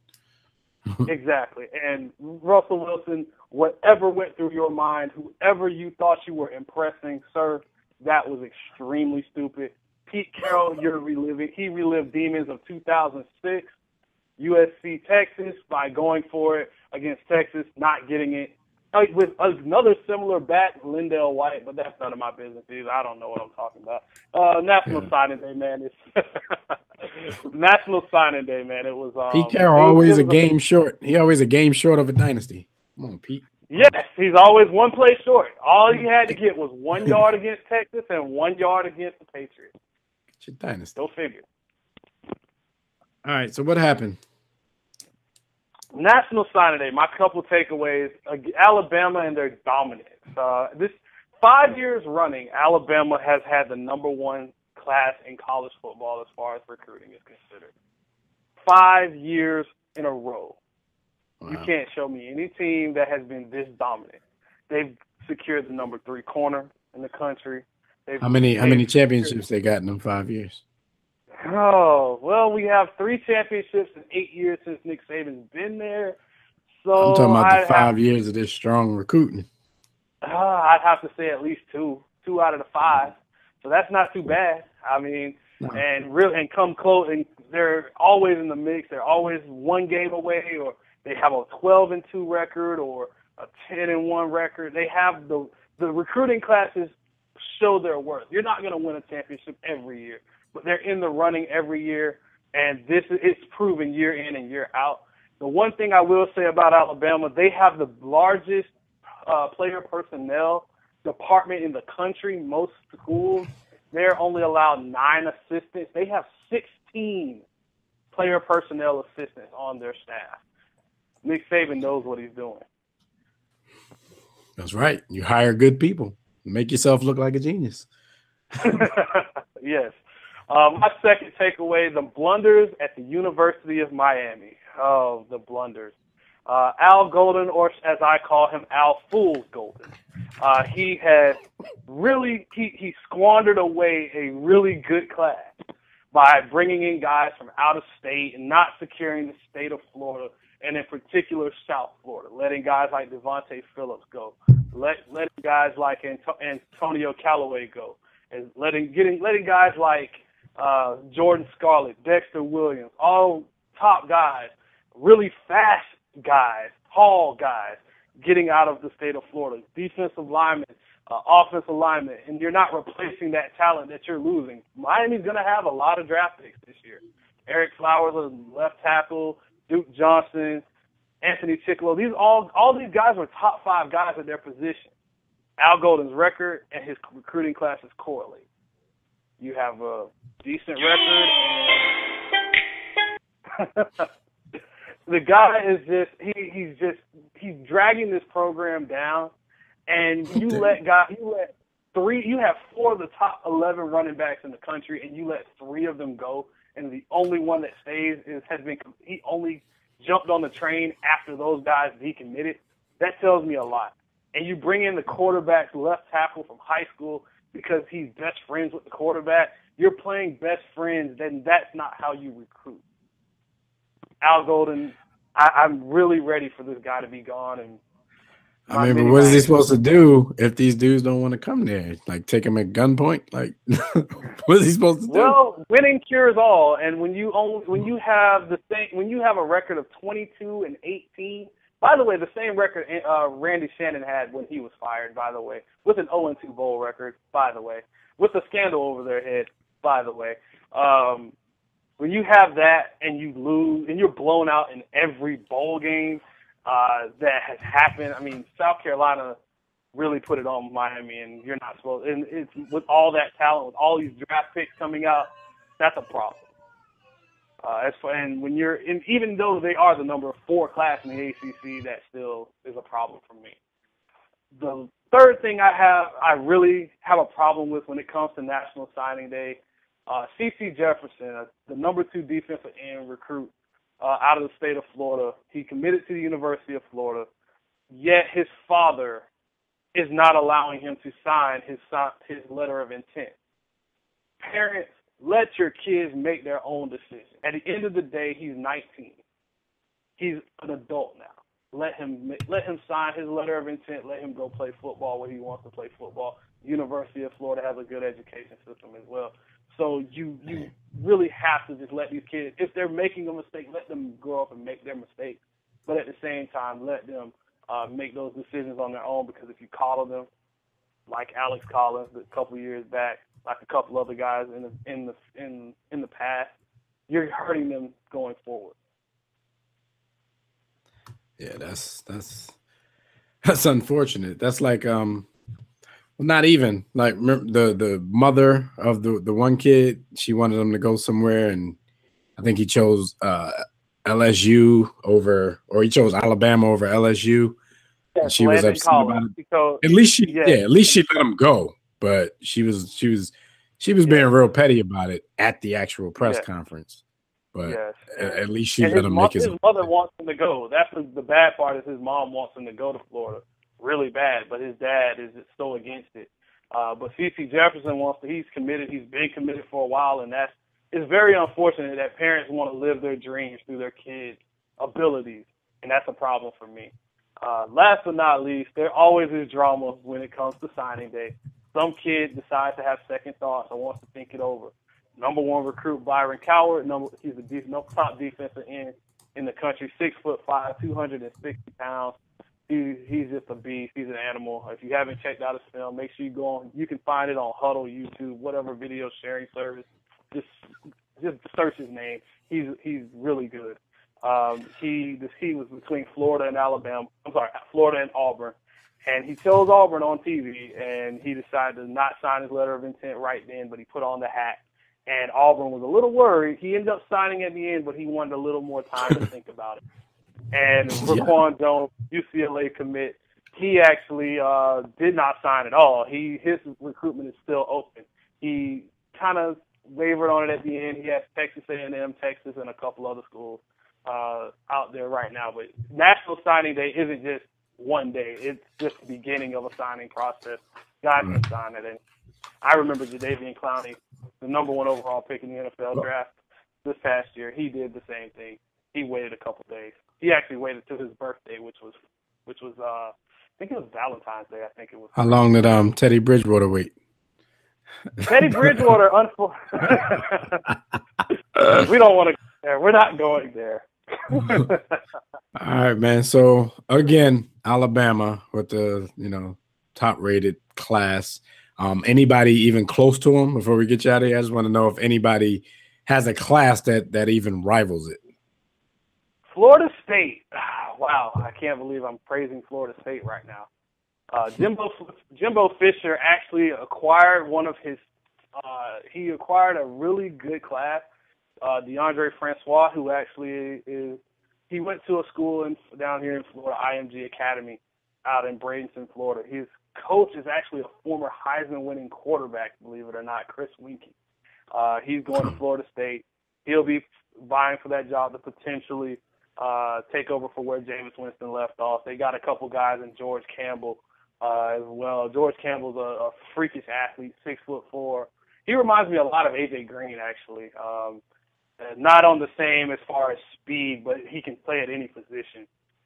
Florida State has a lot of talent up front. They got a couple guys. They actually had the former number 1 overall player in Josh Sweat, who is he's a bit of a Jadeveon Clowney light kind of guy, 6'5", 6'6", 270, athletic. Doesn't work too hard, chills out. He blew his knee out at the beginning of the season, and he actually dropped from number 1 to number 3 in the defensive end rankings. But he's still a very good player. When you're 6'4", 6'5", and you're that big, and you're running 4.5, something's going on. The guy's pretty good. He's a good speed edge rusher. HGH. The other 2 schools will be USC and Clemson. Those guys, USC is kind of on their way back, and Clemson is finding a way. They're using the gray shirt tactic, which is you can have guys come in early enroll, and they can count towards next year's class. That way you can sign more guys to this year's class.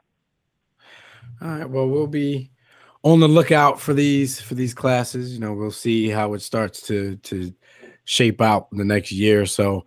But as usual, man, we appreciate the wealth of college football knowledge.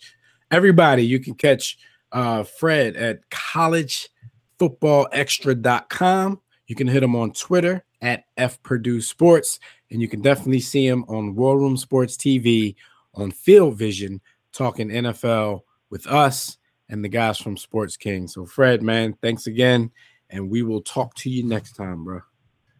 No problem, guys. Before I go, shout out to Snoop Dogg, who's no longer Snoop Dogg. He'll be Snoop Bruin by the time his son is fully entrenched. He used to be Snoop got like a new team every week, but Snoop. All right, Fred. Not as bad as Drake. And Snoop, hug your damn son, man. Stop that tough guy stuff. All right. Just let's get a couple of hot topics out of the way, because we are running short on time. But big loss in the world of sports. The crazy part about it is a lot of people probably never heard of this guy until he passed away yesterday. But golf pioneer Charlie Sifford dies at the age of 92. And if you don't know him, this is actually an ironic time because it's his Black History Month. He was like the Jackie Robinson of golf. Like he broke the color barrier. He was the first Black person to, get his PGA card and was able to play on the tour. So we can only imagine, what kind of stuff he went through, being the only Black guy out there. So rest in peace, rest in power to Charlie Sifford, who is dead at 92. You guys know Tiger. There is no Tiger without Charlie. That's true. Yeah, absolutely. They still don't let Black people in the country club, and it's 2015, so he went through a lot. Tiger, the only Black dude allowed in Augusta. But Yo, I was going to say real quick, shout Skyview Kevin, who's in that chat room, and he wanted to shout out his 3 little cousins who signed with Alabama, Mississippi State, and Mississippi Gulf Coast on National Signing Day, and also why they ain't in the war room. Give us some names. I'm saying, why they not in the war room, though? I mean, you know what I'm saying? They signing big-time colleges, they supposed to, you know what I'm saying, look out. What's up? We're supposed to be interviewing them. I mean, yeah, so shout out to Skyview Kev. You know what I'm saying? Even though he's a Raiders fan, he still gets a shout out. Man, Skyview, man, when your son get to the NBA, man, he better be on the show, man. Skyview's son is nice. Yeah, when you get to the NBA, you know, we should have exclusive rights at all the good stories. All right, so and it's all marketing. Shout out to those guys. Rest in peace to Charlie Sifford and Jim. Right out in your wheelhouse, the UFC. Anderson Silva, in his first fight back after shattering his leg. He actually tested positive for the steroid. It's called a drostanolone. This was during a random out of competition test, which was actually administered before his fight last week. It was January 9th, and the UFC claims that they didn't get the results of this test until after the fight. And on the flip side, his opponent that he beat last week, Nick Diaz, actually tested positive post-fight for marijuana. You know, nothing performance enhancing, but both of these guys got popped on tests. What do you think about the Silva thing? Like, is it something that you are surprised about, considering dude had to come back at this age from an injury like that? It's one of them things. Like you know, Silva to me is probably the greatest mixed martial artist ever. But one thing we always talk about: there's one person who's undefeated, and no matter what sport we're talking about, football, basketball, baseball, and that is Father Time. There's only so many fights you can get in. Like, you know, these guys, it's a brutal sport. There's only so many things you could do, and for him to break his leg the way he did and try to come back, that's why it's not shocking. And a lot of these mixed martial artists hang out with NFL players, so you know, marijuana, steroids, you know, that's a Saturday, you know, for an average NFL player. It's a Saturday cocktail. Saturday cocktail. But you think in any way this is legacy tainting? I don't know, man. These steroid stories be crazy, man, because it's like you hear a lot of excuses. You hear a lot of, well, this is what happened and that's what happened. I mean, I don't know, man. Like, at that level, you would want to believe that everything's on the up and up. But you also see at that level how, you know, people are human and they make mistakes. I think it was boxing or one of them where someone, like, you know, who was it that got off because they're, I forgot which sport it was. This happened like a couple years ago. Was it Olympics or something where they had like the sample of the person and they lost it or something crazy? Like the A sample and the B sample and yeah, it's just so many things. Yeah. A sample tested positive and the B sample was negative, and it's so the human they had to factor, retest it and they lost the sample or something. Yeah, it's like the human factor, man. Humans make mistakes, but you would think the UFC is sort of like the NFL of mixed martial arts. It's a top level. So you would hope that everything's on the up and up and these kind of mistakes aren't made, but, you know, we're human, so it happens. But it's disappointing considering this was his comeback fight. There was a lot of press around it, a lot of hype around it. He won the fight, and then afterwards Does this nullify the victory, Jim? Well, it's a lot of things that have to happen. Of course, Diaz's people are pushing for that. I mean, that's what they want, but it hasn't happened as of yet. It's a lot to go through because of, like we just said, you know, there's going to be appeals and there's a whole process. So we'll see what happens. Can I just? Oh, go ahead. No, I was actually about to come to you about a different topic because, you know, we kind of on rapid fire now. It was a rough week in the NFL for the Cleveland Browns. Johnny Manziel actually checked into a treatment center to try to get his life together. And Josh Gordon, because of the story we talked about probably about a week ago with him failing another drug test, actually an alcohol, they found alcohol in the system. He's been suspended for at least a year. They're saying at least a year because, you know, he's going to get the year and then he has to apply for reinstatement. So there's no guarantee about that.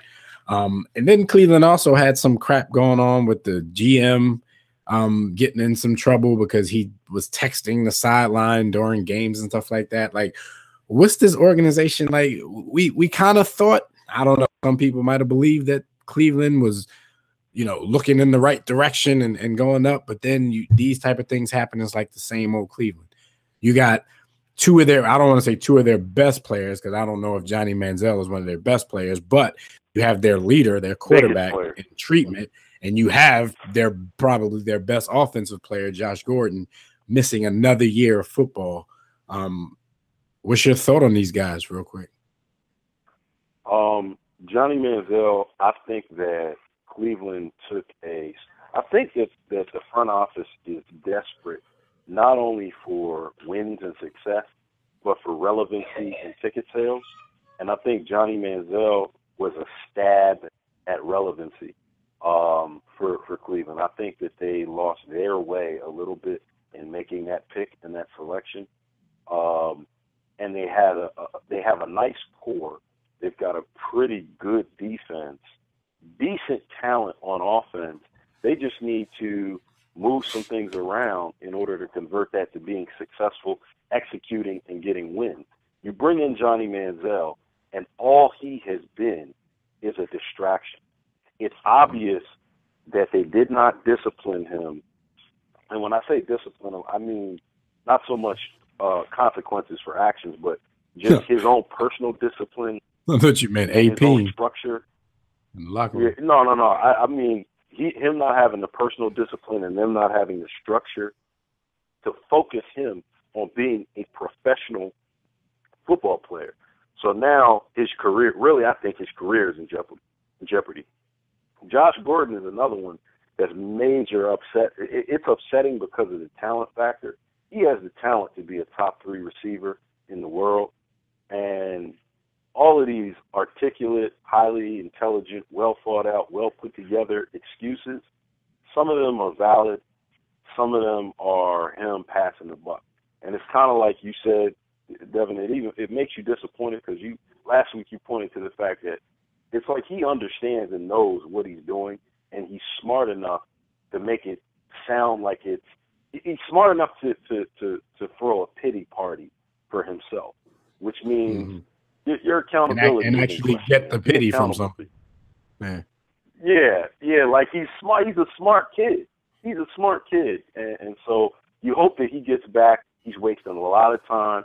Jimmy pointed to his contract situation, I think, in another one of our episodes, where now when he comes back, he's still going to be on his rookie deal, which is really hurting his money. I mean, he's not right, man. He's not making wise decisions. I just think that in terms of what B. Austin said originally, I think with a lot of times it's not necessarily about relevance, but when you talk about the quarterback position, every team in the league reaches to try to find the next Brady or the next Breeze or the next this or the next that. Specifically now that Tom Brady came out of whatever round he came out of, every team reaches. So it's sort of like you can have a year in the draft, right, where there's no great quarterbacks, but somebody's going to reach and take a quarterback because they don't want to miss out on the next thing, because quarterback is so vital to win in the league that these teams are willing to. You hear teams now talking about trading up to get Mariota, and I haven't heard one person that that analyzes the draft or analyzes picks say that he's going to be a star. But you hear teams, multiple teams, including both of you guys' own teams, talking about trading up to get, because the quarterback position is just that important. So quarterbacks are going to be getting overpaid and drafted for the rest of our lives. Manziel can be a good NFL quarterback, I believe, but it's not going to be based on athletic dominance. It's not going to be based on what he did in college. It's going to start from now based on how he learns the game and learns how to think the game and make it slow down for him. Because he's got, Andrew Luck is the last guy to come out where you saw him in a pro system, even in college, and you were like, wow, okay, this dude is legit. He's for real. All these other dudes are projects. Even Jameis Winston, who I think has probably the most NFL talent and is the most NFL ready, he still is a bit of a project. All these other dudes are straight projects. And watch how many. Mariota plays high school football. He plays high school football at a collegiate level. They don't do anything like a professional team. First 3 rounds are going to be multiple quarterbacks drafted, even with you saying all that. So, Yeah, and if I hear about Chip Kelly's system one more time, I'm going to steal somebody. But look, man, let's move on, man. I just want to give a shout out to the 2015 class of the Pro Football Hall of Fame. And here are your inductees. You got Junior Seau, rest in peace. The Bus, Jerome Bettis, Charles Haley, Tim Brown. Shout out to Skyview Kev in the chat room. Will Shields, Mick Tinglehoff, Ron Wolf, and Bill Polian Anybody on that list, real quick, fellas, that you think is not deserving of a Hall of Fame bid? Tim Brown, because he was an average receiver and he was a Raider.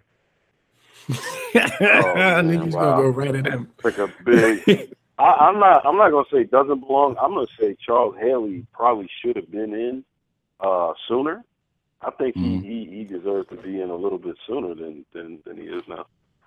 Some people took issue with Bill Polian being on that list. Well, some people. I'm not saying I did, but some people took. I'm shocked the bus got in this fast. The bus, I don't know if we put it up, but he was one of the guys I was cooking up to do like HOF or FOH because, you know, he has some nice numbers, whatever. But you know, I don't know if I consider him one of the bus all yeah, we can still do that because you know their Hall of Fame means nothing to our Hall of Fame. That's absolutely true. So he was one of those because guys. we've done HOF or FOH to cats who are already in the Hall of Fame, and people wonder like, why y'all do that? Maybe we cook that up tomorrow. But the thing about it is like, not that he's not deserving. He's just, to me, he's like borderline. So for him to get it, and most of the time when a borderline guy like Tim Brown, to be honest, let's keep it real. Tim Brown is kind of borderline. But look how long it took Tim Brown. You know what I'm saying? Like the bus got in fast. Like Jerome is borderline, but got in like as soon as he could almost. You know what? It's because it's sports writers. And he's a member of their club now. He's a member of the like media, him. and he's a likable guy. Everybody loves Jerome Bettis. So he gets a point. It's no way these guys can be like, you know, objective. Look at the NFL Network. All those guys, like once they start working there, all of a sudden they get into the like once they become colleagues. Yeah, they become colleagues with everybody, and all of a sudden they're voted in. Like they've been waiting for years. So that's a great point. That's why you know, Kurt Warner. It ain't gonna be a question. Like, he got it. He deserves it though. So I think as much as people say, I still think Kurt Warner could be considered borderline though. I'm not saying that I wouldn't. I still haven't decided on him, but I think there's a decision to be made. But I think they already got him in it. Yeah, I think he's borderline Dev, but I do lean towards putting him in because just my criteria. Same here. The history of the game, he has to mention because those several years, he was the most dominant player in the league. Were outrageous. They were outrageous. And then for you to go to Arizona and get them to the bowl, the fact that you got the Cardinals to the bowl, they put you in right. Yeah, and he got the Cardinals to the bowl after being a backup in New York, wasn't he? Exactly. Or was that before? People had wrote him off. Yeah, he was. You were right. He was a backup. He was a backup. All right. Well, look. Before we talk like 5 minutes of b-ball, let's give our stat of the week because it is basketball related. Our stat of the week is one Derrick Rose of the Chicago Bulls. Derrick Rose last night played in his 12th consecutive game. This is the most consecutive games that he's played in since the 2010-2011 season. So shout out to Derrick Rose for playing 12 straight games without sitting out or getting hurt or whatever. Hopefully you can finish the season and improve and get the Bulls where they need to be. But right now, let's end the show on some NBA rap. NBA rap is brought to you by Fanatics. For the best in your favorite team's merchandise and apparel, shop Fanatics. Shopping Fanatics is easy. Just go to our site at warroomsports.com. Click on the Fanatics logo on our main page or our sponsors page and get the latest in NFL, NBA, NHL, MLB, NCAA gear, and more. All right, your NBA players of the week, Kyrie Irving and Zach Randolph. Kyrie led the league in scoring 31.5 points per game. The Cavs went 4-0 because they are currently on something like an 11-game winning streak. He shot 51.2% from three-point range, and he added 5.3 assists, 3.5 rebounds, and 1.75 steals per game. We all know that he gave Portland 55 points on January 28th. Zach Randolph averaged 20.5 points, 13.8 rebounds.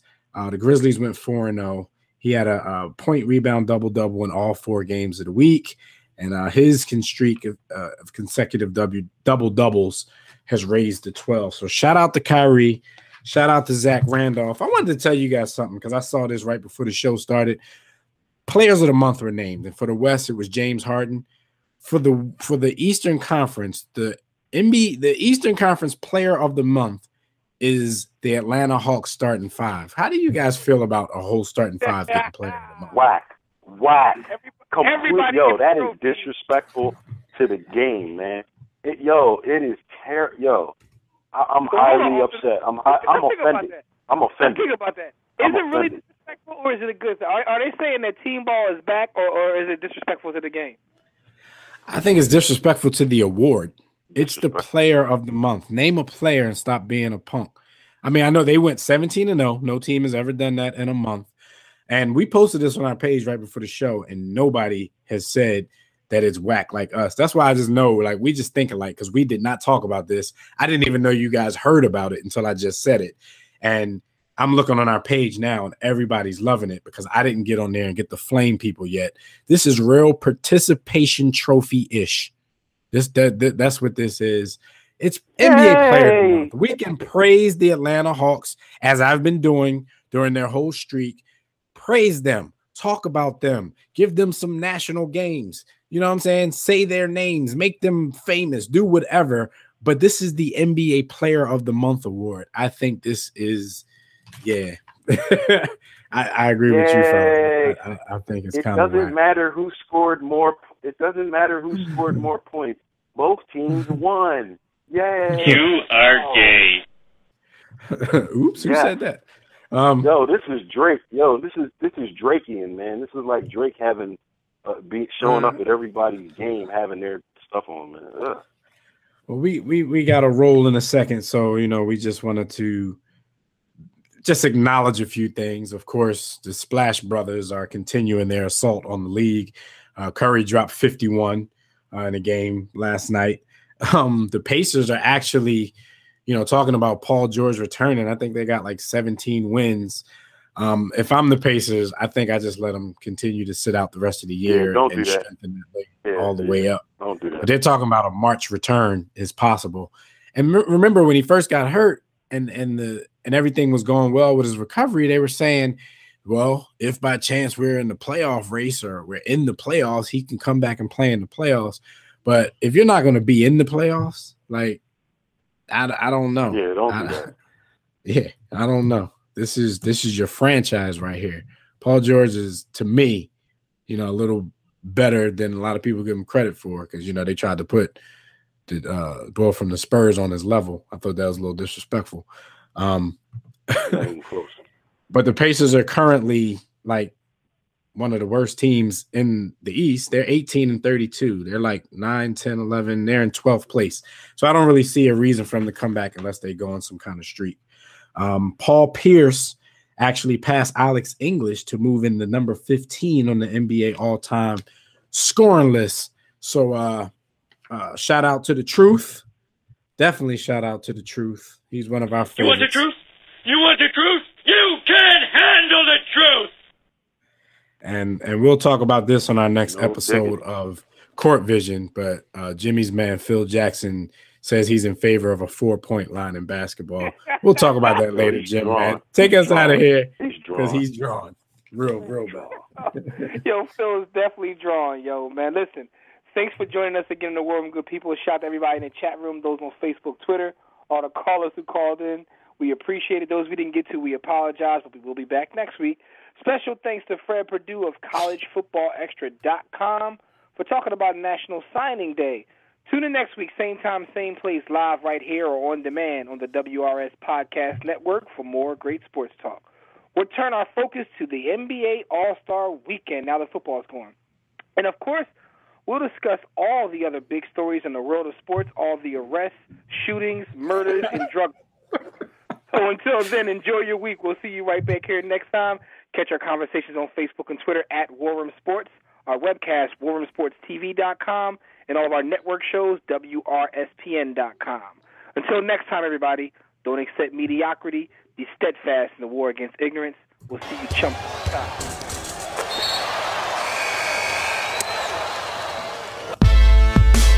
6 to 8. Yeah. War Room Sports. Y'all ready? Let's go. Stay in tune to Jimmy. Know the blueprint. Every Thursday, 6 to 8, they do this. Shout out to Dev, PJ, B.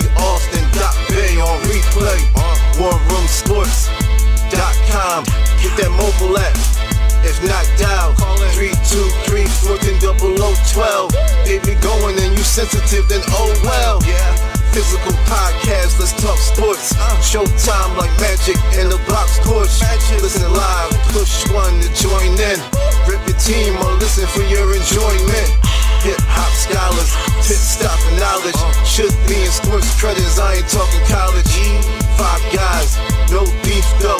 Corporate secret, but the streets know. Belafonte, I got a G flow. KC royalty, I'm in beast mode. 2 hours, get your game up. Who's the best in sportscast? You better name us. War Room Sports. Yeah, you know, Jimmy, Dev, DJ, Jack Beck, B. Austin. I'm Jack. Up and coming on the beat.